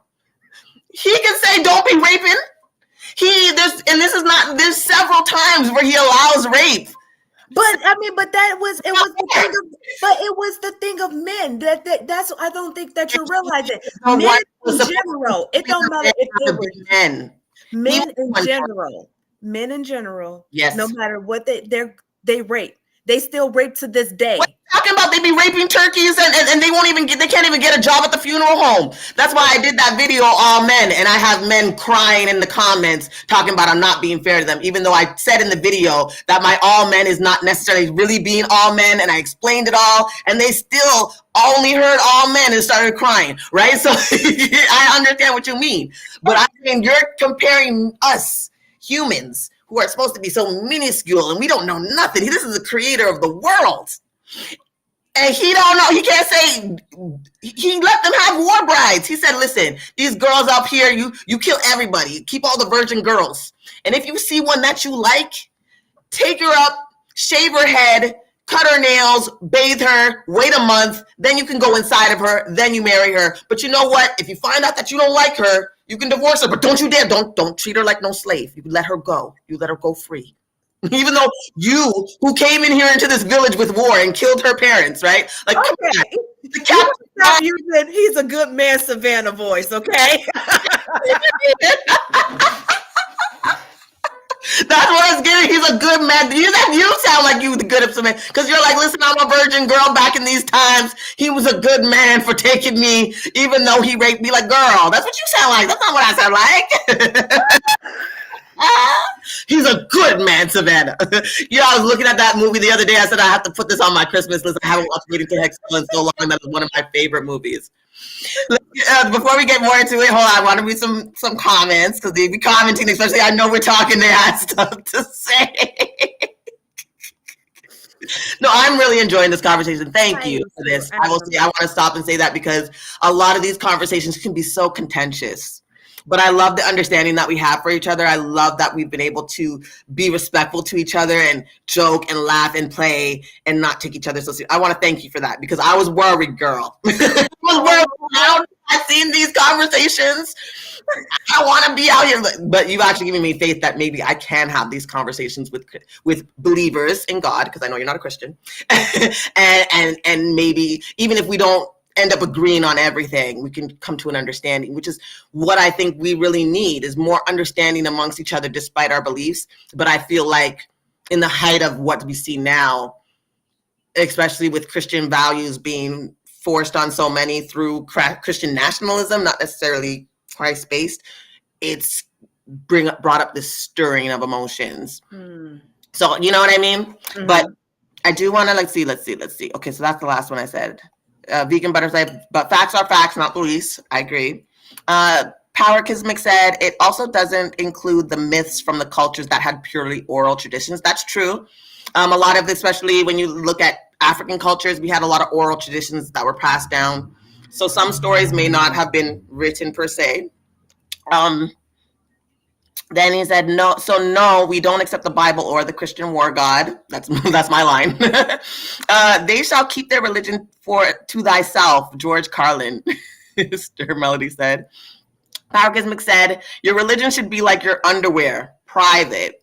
I agree. I think you should be able to, as long as you're not hurting yourself or others, you should be able to worship and do your thing. But I can talk about who and what I want to have sex with.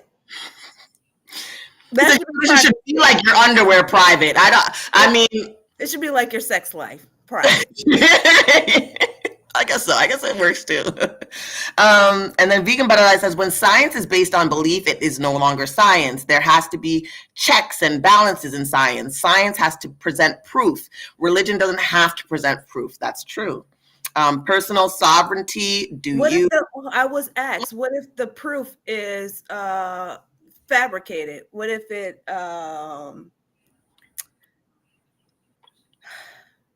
what if it's made up? Well, the thing is, there's no proof of God, right? You can't disprove something that hasn't been proven. And so far, nobody's been able to prove an existence of God. And we haven't actually proved evolution. What have we seen? There's a lot we can see. When have I seen a fish morph into a monkey? It's been a while. That sort of Friends, when Ross is explaining it to Phoebe, and he was like, you can literally see evolution happening in time. We even see it now. People are being born with no wisdom teeth anymore, right? That's evolution. But they're not a whole nother species. They're not a whole nother animal. Time, right? Like polar bears, for example, came from brown bears.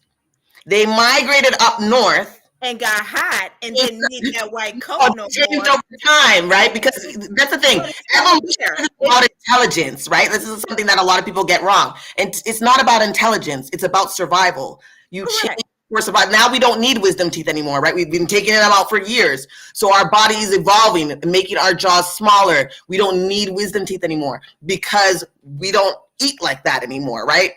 So that's evolution. It's evolution, but to the point a monkey turns into a full human, and we didn't turn into human. We are not monkeys. That's one. Monkeys is a different species. We are a set of apes. Oh, that's better. 98% of our DNA with them. We share over 98% of our DNA with them. Why are they? They are our closest ancestors. Like the bonobos and the chimpanzees, they are our closest ancestors. And even them, we see them even evolving. Even now, they create tools. Now they do things. They build that they didn't do before. And even like evolution, you can see it with even as small as bugs, right? Like what's that bug? Dragonflies. Depending on where they are, we'll see how they evolve. Right? So we have proof of evolution. You can also see it, like I said, through time. Extinctions, right? We're right now in an extinction, but it's the first of its kind because it's man-made. Right? Everything else happened at natural causes. The other extinctions that have happened from natural causes. We're actually experiencing the first extinction of its kind where it's human-led. Like we're literally causing an extinction with what we're doing with the earth right now. Mm-hmm. But as far as evolution, I would say take a look in, just like you study the Bible, you need to study evolution and to truly understand it. Because and I get it, but I get what you're saying, but what we were taught that it was a ape-like person who eventually developed over the years developed how to use their brain, and then they developed communication, and then they discovered fire, and then they became intelligent, and then they started building pyramids, and then they started building the internet. God came and made somebody out of clay and a talking snake and a magical apple. This is what you believe? I believe it. Oh my God. I believe in unicorns, fairies, and dragons. More insane than the developing over millions of years as you learn and grow as a subtext of human. Just like the brown bear that migrated up to those northern parts. Exactly, and that makes sense. Environments. But did he become a different species? Did he become a cat? We are not a different species. Did he become a bat? He's still a bear. Intelligent. He's a different color bear. But we are still apes. We are just different. We started to clothe ourselves. We didn't need as much of the hair. So that's evolution. We don't need as much body hair because our clothes cover us so much so. Even though if you look at my arms, you'd probably think that I was a bear. But like, I'm talking about the arm hairs. It's kind of thick. Okay, I waxed. Well, where did the consciousness come from? Also, but we're not the only beings, right? We're, like I said, we share 98% of our DNA with bonobos and chimpanzees. 98%, right? That we share our DNA with. So it happens over time, and it's an intelligence thing. Just like how I said, they are now seeing chimpanzees now make weapons when they hunt. Right? This is signs of evolution. From where? Where was this on? I'll look it up because I'm telling you they do. but that would be the case. But to me, it's more plausible that we grew over time, and as over time, like it's the same thing. Like it's like, oh my gosh, I'm cold, and then maybe somebody went behind a tree and was like, oh my gosh, when I'm behind this tree, the wind's not hitting me as much. That would create the first to creating shelter, from caves to homes to whatever. And as we learn, I can do it better. Just like how the telephone had wires, and now we have cell phones in our hand. People would have never thought. We watched movies where people had telephones in their hand, and we said, well, that's crazy. But we've evolved and created it and made it happen. Okay, hold on. Let me go to this where you said the apes with the tools. Yeah. It says sticks for termites, fishing, rocks as hammers or apples for nuts, and leaves for sponge for waters. But they're not making tools as far as making a bomb or a gun. I mean, these I said that they made tools. That doesn't mean I didn't say they made tools. That's like, but this is saying that there was a time where all we had. There was a time where that's all we could build.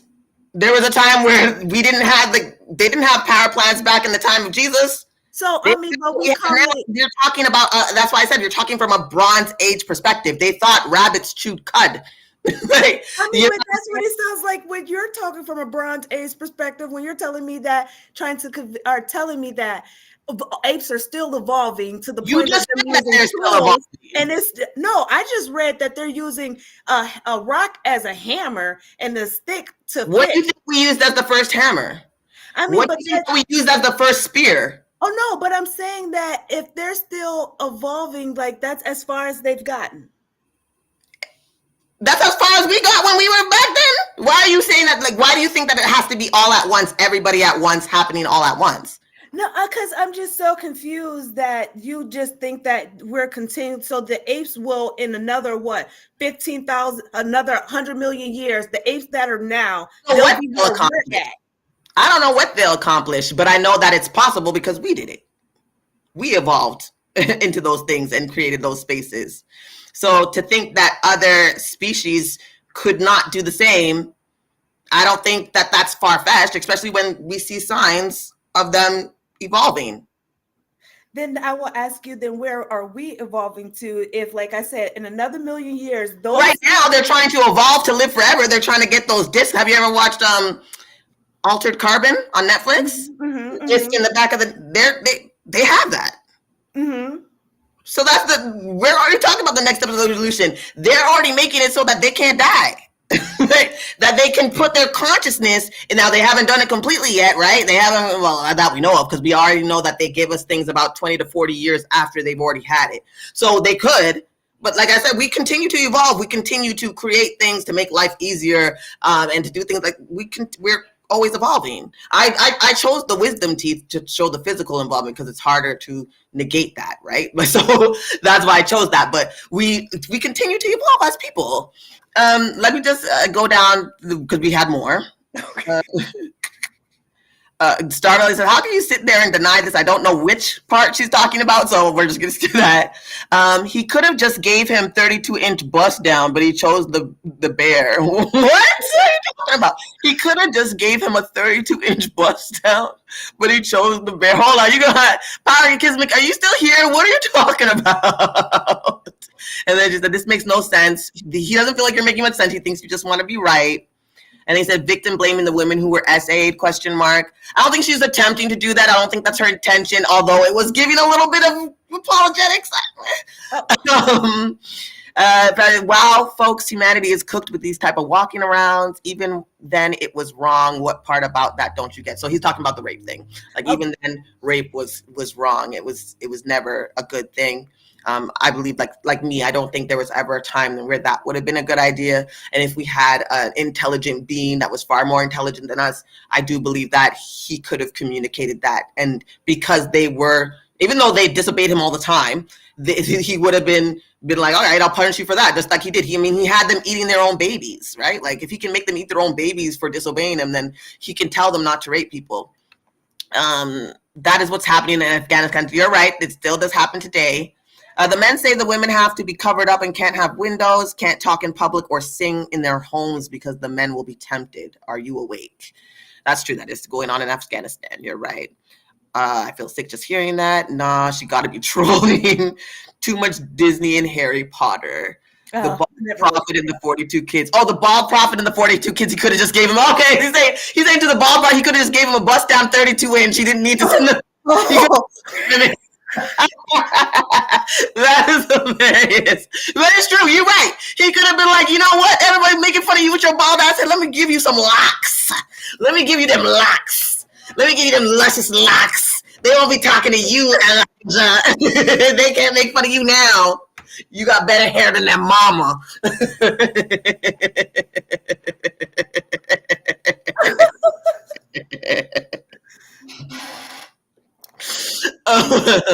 Oh, tears, real tears in my eyes. I'm telling you, they're so funny. You gotta cry. Like always has me in some sort of tears. He's very funny. Yeah. But I mean, okay, like so they're all saying like, oh, she's got to be crazy, or there's these type of people walking around. Let me better understand yours, because the way I see civilization going, that I have no hope. Like, as far as the Bible, I stand on it because it's rules. How men have negated it, not in the rules of Christianity, but in the truth of just building community. Like again, and if you go to the Apocrypha, it's more about the building of a community. Like it's not practiced the way we do it now. But if you guys don't believe, those are just books that were taken out, right? The Apocrypha, yes. Because to me, even if you take out those books, it still won't redeem these stories. I'm not. Well, I won't say that they won't redeem them in your eyes, but either way, definitely look them up. I mean, if you're going to... No, for sure. As I'm reading, I probably will. Again, it's going to take time. That's why I'm giving myself time. I'm just sharing my journey and my thoughts as I go and I read these things and I learn these things. That's where I'm at. If you take away Christianity, the Bible, the book, God, all of it, a creator, what does the world look like to you? I mean, what are you following? What keeps you? I think that's when we can really get into it. Because honestly, let's be real. Justice and stuff is very objective. Good and evil is very objective, right? Mm-hmm. Subjective to who you are. Like for instance, if someone raped my daughter, they thought it was okay for raping. I mean, but now we don't think it's okay. They call it that, right? Because they didn't consider women people; they were property, right? Where we weren't considered people. We were property. But that also comes from this book, because God says that you could treat them like that, right? No, God did not say that you should. Girl, Leviticus. Or tearing away families. Let's go to the slavery, because he literally says, Leviticus. Hold on. Yes, thank you, Leviticus. I'll pull it up. But let me just pull it up first. We'll go to, where is it? 25. Mm-hmm. Let me share my screen.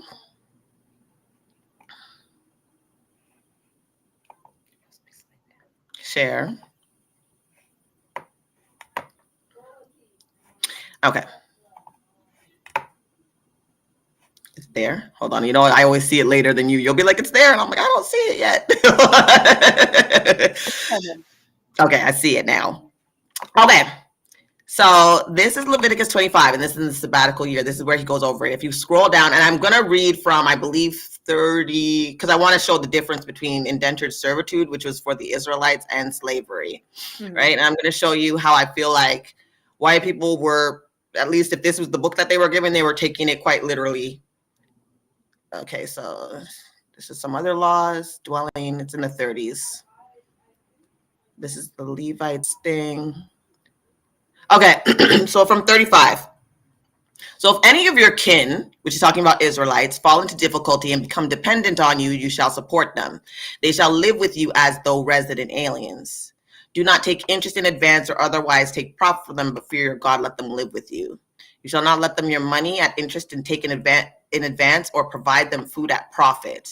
I am the Lord your God who brought you out of the land of Egypt to give you the land of Canaan to be your God. If any of you who are dependent, I think it's 39 I was supposed to start, but that's okay.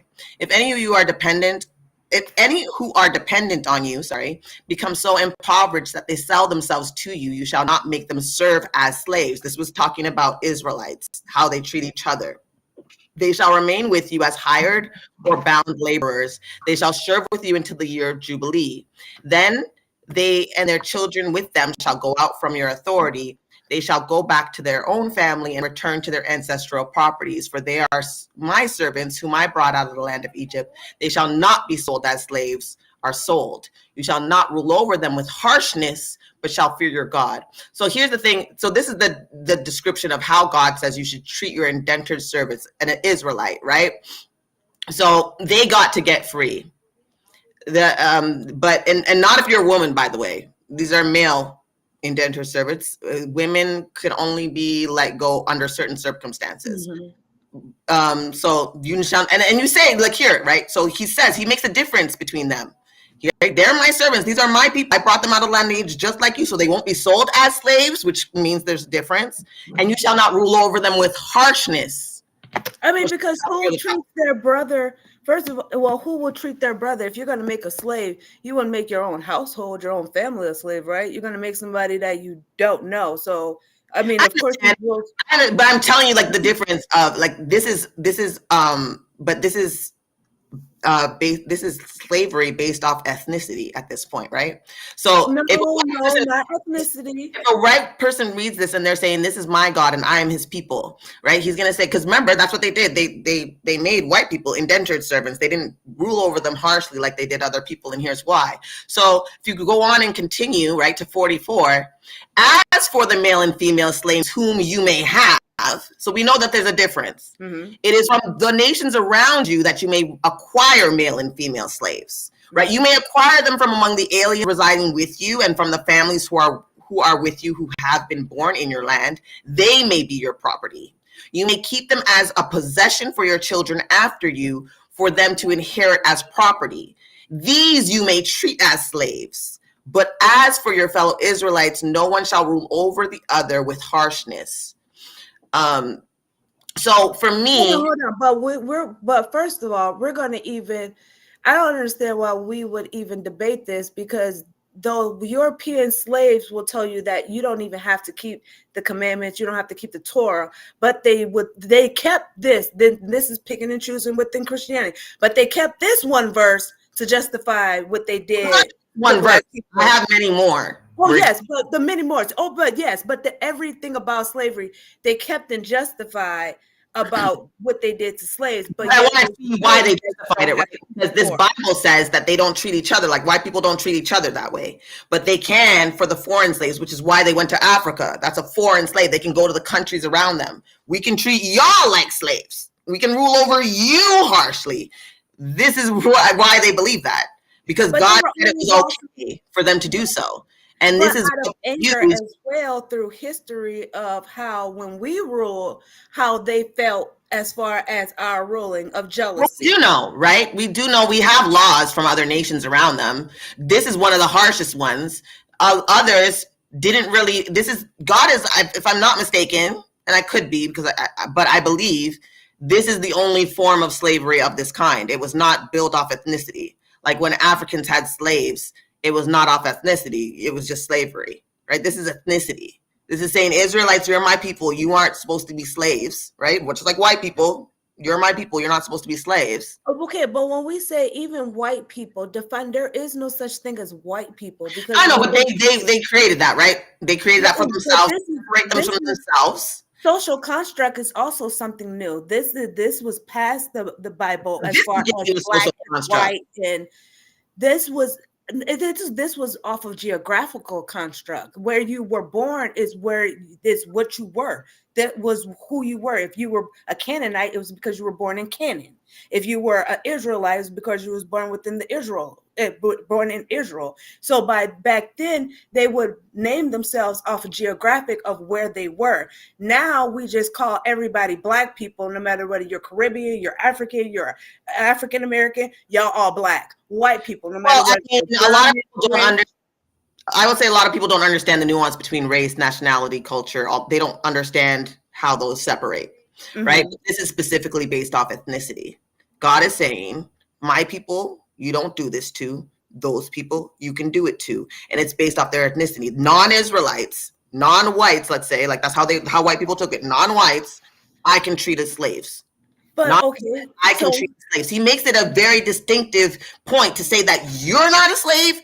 Them motherfuckers are. It's from the foreign lands around you. So when white people read this and were given this book, they're saying, well, I'm not doing anything wrong. I'm going to foreign lands and I'm taking slaves. And this was from the Greeks, who at this time, the victor, who are in power to say that. Now, if we took an Indian person, let's say they use the same book to justify why they treat I don't even know who's India's. I mean, they have their own caste system out in India. They have a huge caste system. They're very colorist. They have a skin bleaching problem. They treat their darker. They actually think they're better than black people. We've seen that, right? So they definitely have their own caste system. I'm sure it's amongst. But all I'm saying is that this right here, it just makes sense that you never treat your own, as bad, of course, but it wasn't as far as ethnicity. Again, it was based back then. It was all based on where you live. So it wasn't a white black thing. Within the Israelites, they could have Israelites that of darker skin down to of lighter skin. Back in that, that's different between ethnicity and race, but. Again, but he's saying Israelites. He's not saying the black Israelites or the white Israelites or the medium tone. He said Israelites. You may not treat your own Israelite people like this, but you can treat other people. But you can treat Egyptians like that. But you can treat. Okay, well, with the Greeks, when the Greeks took over of the Rome, so the Greeks would treat their own people, they would enslave their own people, or would they go out and enslave the other people of the countries and territories that they took? I'm not saying other people didn't do it. I'm saying that this God was perfectly okay with it. To say that he was okay with it, or to say that it already exists and he told you within the rules of it already exists. Why does he need to tell you? Why couldn't, if he can tell you they already existed eating pork and shrimp and all those things, they were doing those things back then, again, wearing mixed fabrics perhaps. He could tell them, don't do that, but he can't tell you not to own other people, not to rule over them harshly. He could have said, you treat every person like an Israelite because I created all of you, which is not even because the Bible actually does say in Deuteronomy that this particular God has given his portions. This is a Bible that talks about other gods. And if you look at the Hebrew, they believe in more than one God. In fact, they say Yahuah, who is their God and their father, has a father named El Elyon. Right? I've heard. I'm not very versed in this. I'm just now starting to learn about this part. So right where that God El, yes, him gave everybody their portion. The Israelites were this God Yahweh's portion.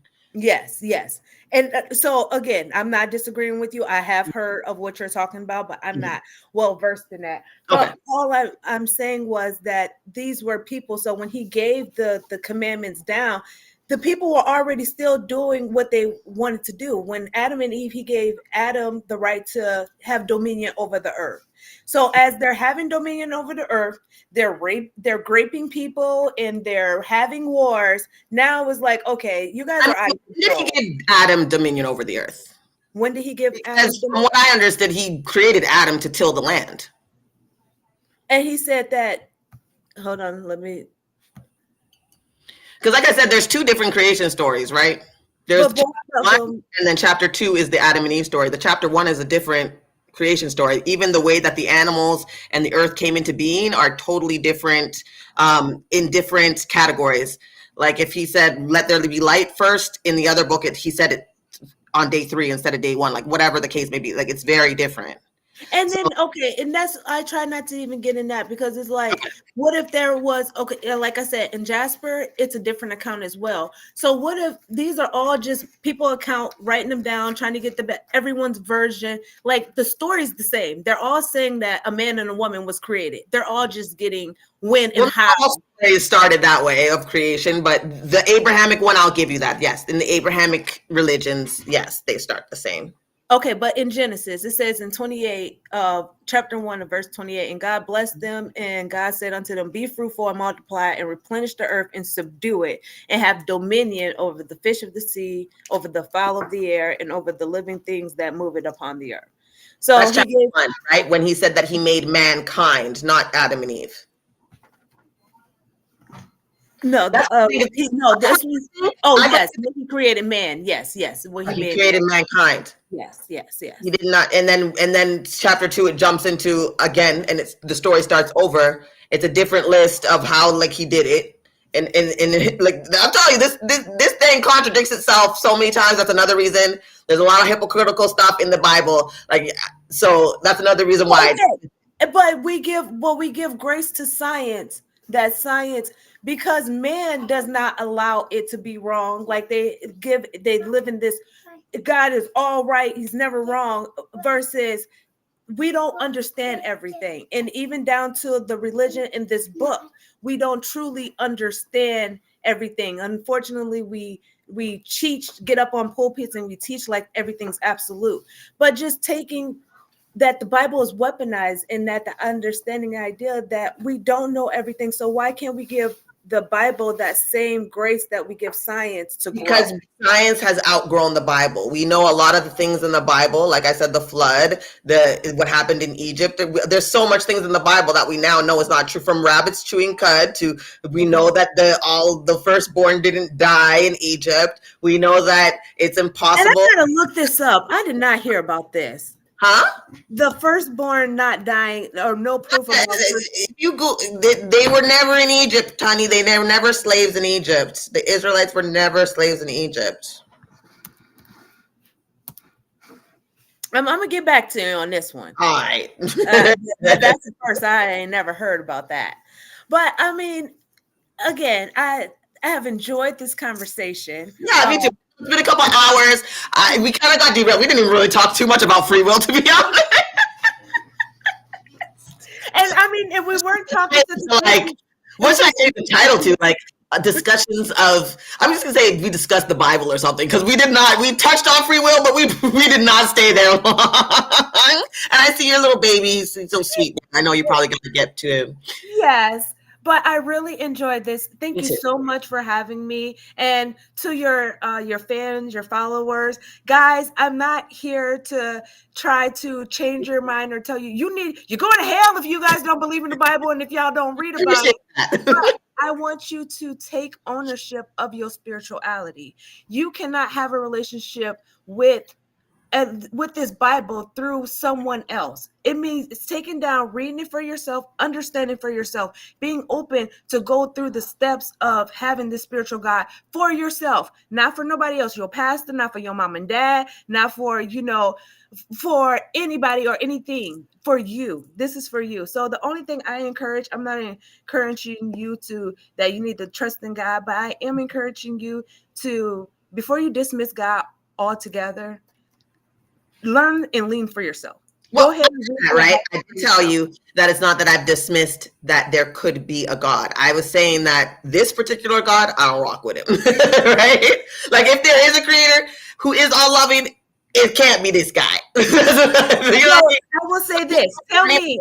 I evolved out of Christianity a while ago, but it was more spirituality. It was more universal love, universal, you know what I mean? I'm not saying I've had spiritual experiences that I can't explain, but I'm not dismissing that. What I'm saying is this particular guy, not for me. Who did those encounters come from? Have you dove into that? Yeah, my ancestors. Okay. Not to say that I had some spiritual stuff happen when I was a Christian as well. I would have probably wouldn't have presented it as God, but because I've come to understand certain things. But I did go the route of connecting with my ancestors, trying to be more fluid, things like that. I've went through a lot of stages. Now I'm questioning, because when I do look back on my time in spirituality, when I ask myself the same questions that I ask Christians, I kind of sound like Christians. So I'm like, I have to then double check, you know what I mean? So I'm still on that journey, but I tell people I'm like 1 foot over in atheism and 1 foot still in spirituality. I don't know where it's going to take me, but this is where I am right now. And this is how I feel about it. And like I said, I talk about the Bible because that was my indoctrination. I didn't grow up Hindu or anything else. I grew up with this specific Bible and this grouped into Christianity. So that's where my deconstruction in this Bible comes from. So it's not like I'm trying to willfully attack. It's just, that's my history. That's my internal, you know what I mean? That's what was embedded in me. So in order to fully really understand it, I have to question it. And then I have to align, if it aligns with who I am now and the beliefs I have now. You know what I mean? So that's what I'm doing. You know, so I don't feel like I'm doing this to try to force anybody to believe anything that I'm mostly looking for like-minded people. If anything, I'm not trying to take anything from anybody else, right? That's not what I want to do. I like these conversations. Like, this was a fun conversation to have. It was light. It didn't get too serious. You know, I've seen it go worse. Like I told you, I was scared. I was like, I don't know. I hope this doesn't go left. I hope that we can have a great conversation. And that happened. I'm like, it gives me hope. So I definitely encourage you. I wish you the best. I will be following you because I am curious to see if that foot's going to come back, or if that foot's going to come back to a spirituality, or if you will have been. I'm just curious just to see you grow on your journey. I wish you the best, you know, and I pray that whatever it leads you to, that it allows you to grow to the best version of you. Well, you know what? Thank you for that. And I wish you all the best with you and your family. Like I said, you seem very sweet. I think we could be friends in real life despite our differences in opinions, which I love. And I totally had a great conversation with you.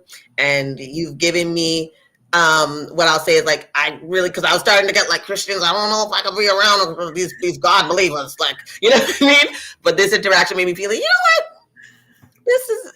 They're not all crazy. Like, on this internet, you come across so many different people. It's hard to know. So, it's like the all men thing. Not all men. It's like we're not. Yeah, things I'm like, you guys, like, my video did was supposed to, which was to trigger a response, but I'm like, could you at least watch it to see where I'm coming from? Because I was really talking about how, you know how people, like, when you bring up statistics about like harm, and then they're like, not all men. So I'm like, I'm gonna start saying all men if y'all keep saying that. You know what I mean? Because, you know what I mean? Like, it's used as a distraction to dismiss us and to divert the conversation in other directions. Hi, Georges.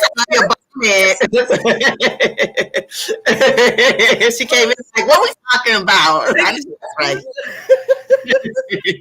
But yeah, so, you know, definitely this interaction has been great, and I appreciate it. I know the comments are always rough, you know what I mean? People go and say what they say. Actually, I think they were pretty easygoing, you know. Oh, thank you. Oh, it could have got worse. The girl. Some of the comment sections I'm in, they be tearing up. Then I'm like, well, thank you for sparing me, guys. Thank you. Thank you. You know, not specifically on my channel. My channel is still small, but I've seen some of the bigger channels that have these same discussions. The comments from Christians and non-Christians alike get real crazy to the point where I'm like, are you sure you're Christian? The way you cutting up in these comments ain't giving like Jesus saved your life. But you know? I mean, and I think that's where the biggest thing that I enjoyed this conversation.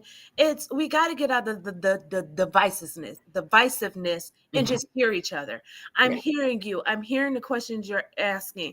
Though I don't have answers for them, I do hear them, and I can sympathize, empathize, and understand where you're coming. You understand how much I appreciate that, especially when I think about other situations I've been in, because even that, like, even you're like, I don't know that, so I got to look further into it. I will have people straight up lie to me and make up stuff, and then when I ask them to show me, they can't, and then it's this. I'm like, you see, I can't even trust you as a believer in this God because he hates liars. That's another thing I got from this book. I know for a fact he hates liars, and you're lying on his behalf, trying to twist it to make it work for you. Now I can't trust you. You know what I mean? And you are not a trustworthy person that could even lead me to Christ, even if I thought that it was a possibility, because you going out of your way to lie when you can simply just say, I don't know. You know what I mean? Or I don't understand. I have to come back, even if you never come back, right? Like, because you don't find the answer or whatever. I've seen people like literally, go hard and literally lie and make up things. And they know they lying too, because when you call them out on it, they start laughing, or you know what I mean? Yeah. I don't like that because it's disingenuous. And on top of it, it really doesn't do anything in your favor for getting people to believe as you believe. Because if you're going to lie like that, then why would I trust you? If I can't trust the person giving me the message, I'm not going to trust the messenger that you say you're getting it from. 100. That is I definitely, like I said, I appreciate you. This was a great conversation. I may actually do this. I was thinking, I'm like, this is going to be a little test run. We'll see how it goes. But I think I'll have to vet them, like unless I do I may start doing, whirlwind panels where anybody can kind of come through. But for now, I think the one-on-one is working. I liked this. Well, I'm glad. Thank you so much for having me. You go enjoy your beautiful family. I am going to stick back because I do see more comments came up. So I do want to just acknowledge them. But thank you so much for coming. I don't even know what to change. I'll change the title. I don't know what to change it to right now. Because I think I'll just be like discussions about the spirituality. Bible. Or just something general about the Bible or something like. I'll figure it out because we literally spent I don't even know if we spent everywhere. We will. Well, thank you so much. You have a great night, and thank you, fellow followers or listeners. I don't know what to call them. I feel so old. I know what you mean. I get you. Bye-bye. Good night. Hello. Let's see here. Hey, y'all. So that was actually a good conversation. I'm actually really happy about how that went. It turned out really well. I am going to read the rest of your comments. Sees the Stars said, I don't need to follow anything. That's the thing. Religion conditions us to believe we must follow someone and obey someone else's rules. I am a divine being. I follow myself. I kind of feel the same way, and I have felt that way. Like I can trust and we kind of went through that. I was saying trusting that intuition, just like how birds know when a storm's coming. If you're in tune with your surroundings, you too can pick up on things, vibrations, energy. So I do follow that's where I kind of stand now too, sees the star. So I totally feel you on that. Power Kismic says, just stick to the laws of Ma'at. We already figured out how to be peaceful. Religion causes chaos and confusion because it used to further political agenda, the inquisition of witch hunts. It used to oppress the masses to serve the greed of the few who are obsessed with power and control. Absolutely. I totally believe with that. Exactly. And the laws of Ma'at, yes. If you've read the laws of, absolutely. Absolutely. Let's see. You said your oppressor is God and his minions tells you that your heaven is in some place elsewhere after you die. But your job is worthless. Your job, a worthless peon, is to be a slave during your actual lifetime. How does that make sense? That's a really good question, and that's very true. And I often ask that question as well. You know what I mean? Because I understand, like, just like you guys, you heard her like say, white people kind of changed things, but it was white people who gave us this book. So if you can't trust white people, then I wouldn't be trusting any religion that they brought to us, right? So I understand your perspective from that point. I agree with you. That's why I kind of, from when I found out that it was introduced to, my people, my culture, through slavery, through colonialism, through white supremacy, that's when I was like, you could never get me to take this religion seriously. Or even get me to get down on my knees. Now that I'm deconstructing, it's just making it worse because I'm finding more issues with it than even that, right? Sees the Star said, is he not even powerful enough to change rules and laws? He can mandate people to kill each other, but can't tell them not to enslave people. That was my point. I was saying, like, if he could tell us not to eat shrimp, not to eat pork, not to wear mixed fabrics, then why can't he say it's not okay to own people, right? It should be, it should be across the board. Like, to me, I mean, if he could tell them things like that, which people were doing back then that were wrong, and to do things that set them apart from them as Israelites, then why couldn't that have been a part of it if this is a good God, a loving God, right? So we actually discussed that. I don't know. We actually did talk about that, and she gave her stance on that as well. I don't want to misquote her, but we did actually talk about that. It says science gets updated all the time. We accept that. It's religious people who believe in absolutes. That's what I was saying too, right? That science updates. It's not a belief that's stuck. They want to grow. They continue to do the work. Even though if they say, oh, this is how it happened, they still look for more and to see if there's any changes, especially as technology grows and becomes better. We have better resources and ways to research and check and look. Like, the microscopes are getting stronger, right? So I definitely said the same thing. Slavery also stemmed from war and debt. If you owed someone money, you could work it off, and there were norms around that. But the holding of wealth created the deeper power of imbalance. Yeah, absolutely. And that's why when I brought up Leviticus, I wanted to show the distinction that this God absolutely knew the difference, right? He allowed the Israelites to do indentured servitude, even though there were loopholes to make an Israelite slave for life. We didn't get to that, but there is a loophole, because you see how in Leviticus, what I read, it said how he could leave after Jubilee and go with his family. The loophole was, and we didn't get to it because it really wasn't the conversation, but the loophole was that if your slave master or your master that you were doing your indentured servitude gave you a wife while you were with him. So you came in as a single man. He was like, you know what? Year 3. Sorry, I'm like sweating in my house. I know, like, it's so hot in here, but I didn't want to get up and turn down the heat. It's hot in here. It was like minus 13 outside today. So I was blasting the heat. Now the weather's gone down and I'm like hot, but I was in the middle of the conversation. So I'm literally like sweating. Anyways, sorry about that. It's kind of gross.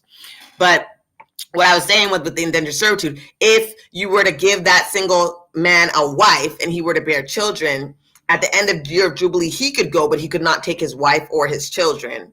And the loophole was, well, if you want your wife and your children, right, you can become my slave for life, where he gives up, pretty much gives up his freedom to stay with the wife and children. So it was a loophole.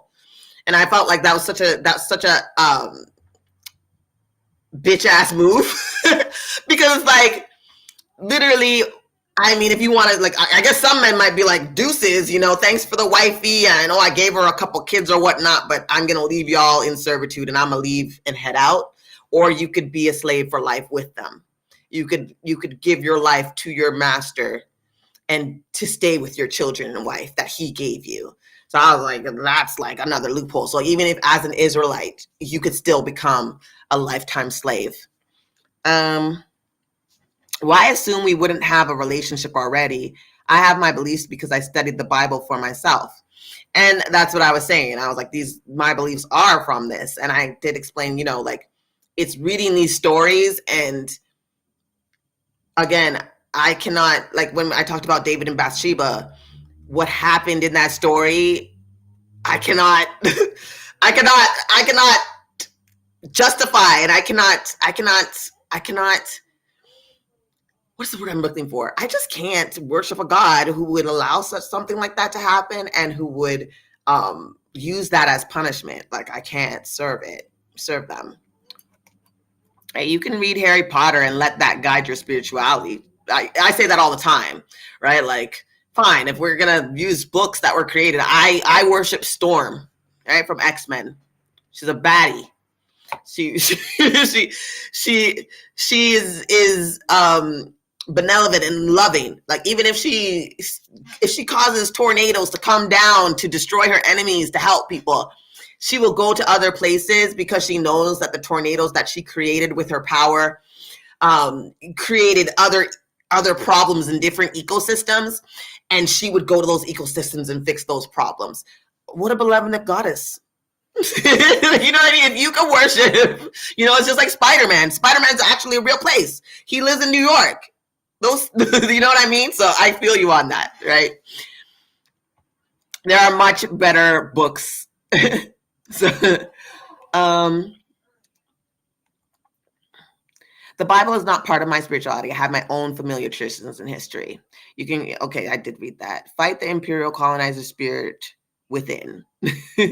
Focus, mind your own business. Focus on your own liver, kidneys, pancreas. They work in overtime 24/7. I arrived late, but it was good conversation. Thank you both. Storm is a baddie. She is. But yeah, you guys, it's almost 2.5 hours we've been here. Like I said, I really enjoyed the conversation with her. I was super nervous because, like I said, I see these conversations go left. The Christians crash out. But she was very level-minded, level-headed. Her understanding of God is different than the average Christian, so it made the conversation a bit different, but it was interesting to see. I do feel like cognitive dissonance came in a little bit in certain areas, like when we were talking about rape, of the raping of David's wives, but again, that's consistent for me. But the way that she went about it, she didn't try to disrespect me or disrespect us in any way. She just gave her opinion on what she felt that meant, and I mean, I can't take that from her. The requirement for cognitive dissonance with religion is exhausting. Leave your brain at the door and your pockets in the collection plate. Congrats, you're in a cult. Absolutely. Absolutely. All right, y'all. I'm going to let you go. I want to watch a movie with my daughter. She'll have me. I hear her talking to her friends, so she may not want to hang out with me, but we'll see. Enjoy your Sunday evening. I do have more content coming out soon, Bible stuff and other things, and I'll see you there, I hope. Thank you guys again for tuning in. Don't forget to like the video, don't forget to share, subscribe, comment, all the things. All right, and we will talk soon. Yeah, it's definitely giving cults. Yeah, it does, but it is what it is. I mean, we talked about it at the beginning. There's over 45,000 denominations. I mean, if this Bible was very clear and understandable, you wouldn't have so many people taking so many liberties with it. But yeah, you guys have a great night. Thank you for tuning in. Thank you for your comments. Thank you for joining in. I can't wait to see you next time.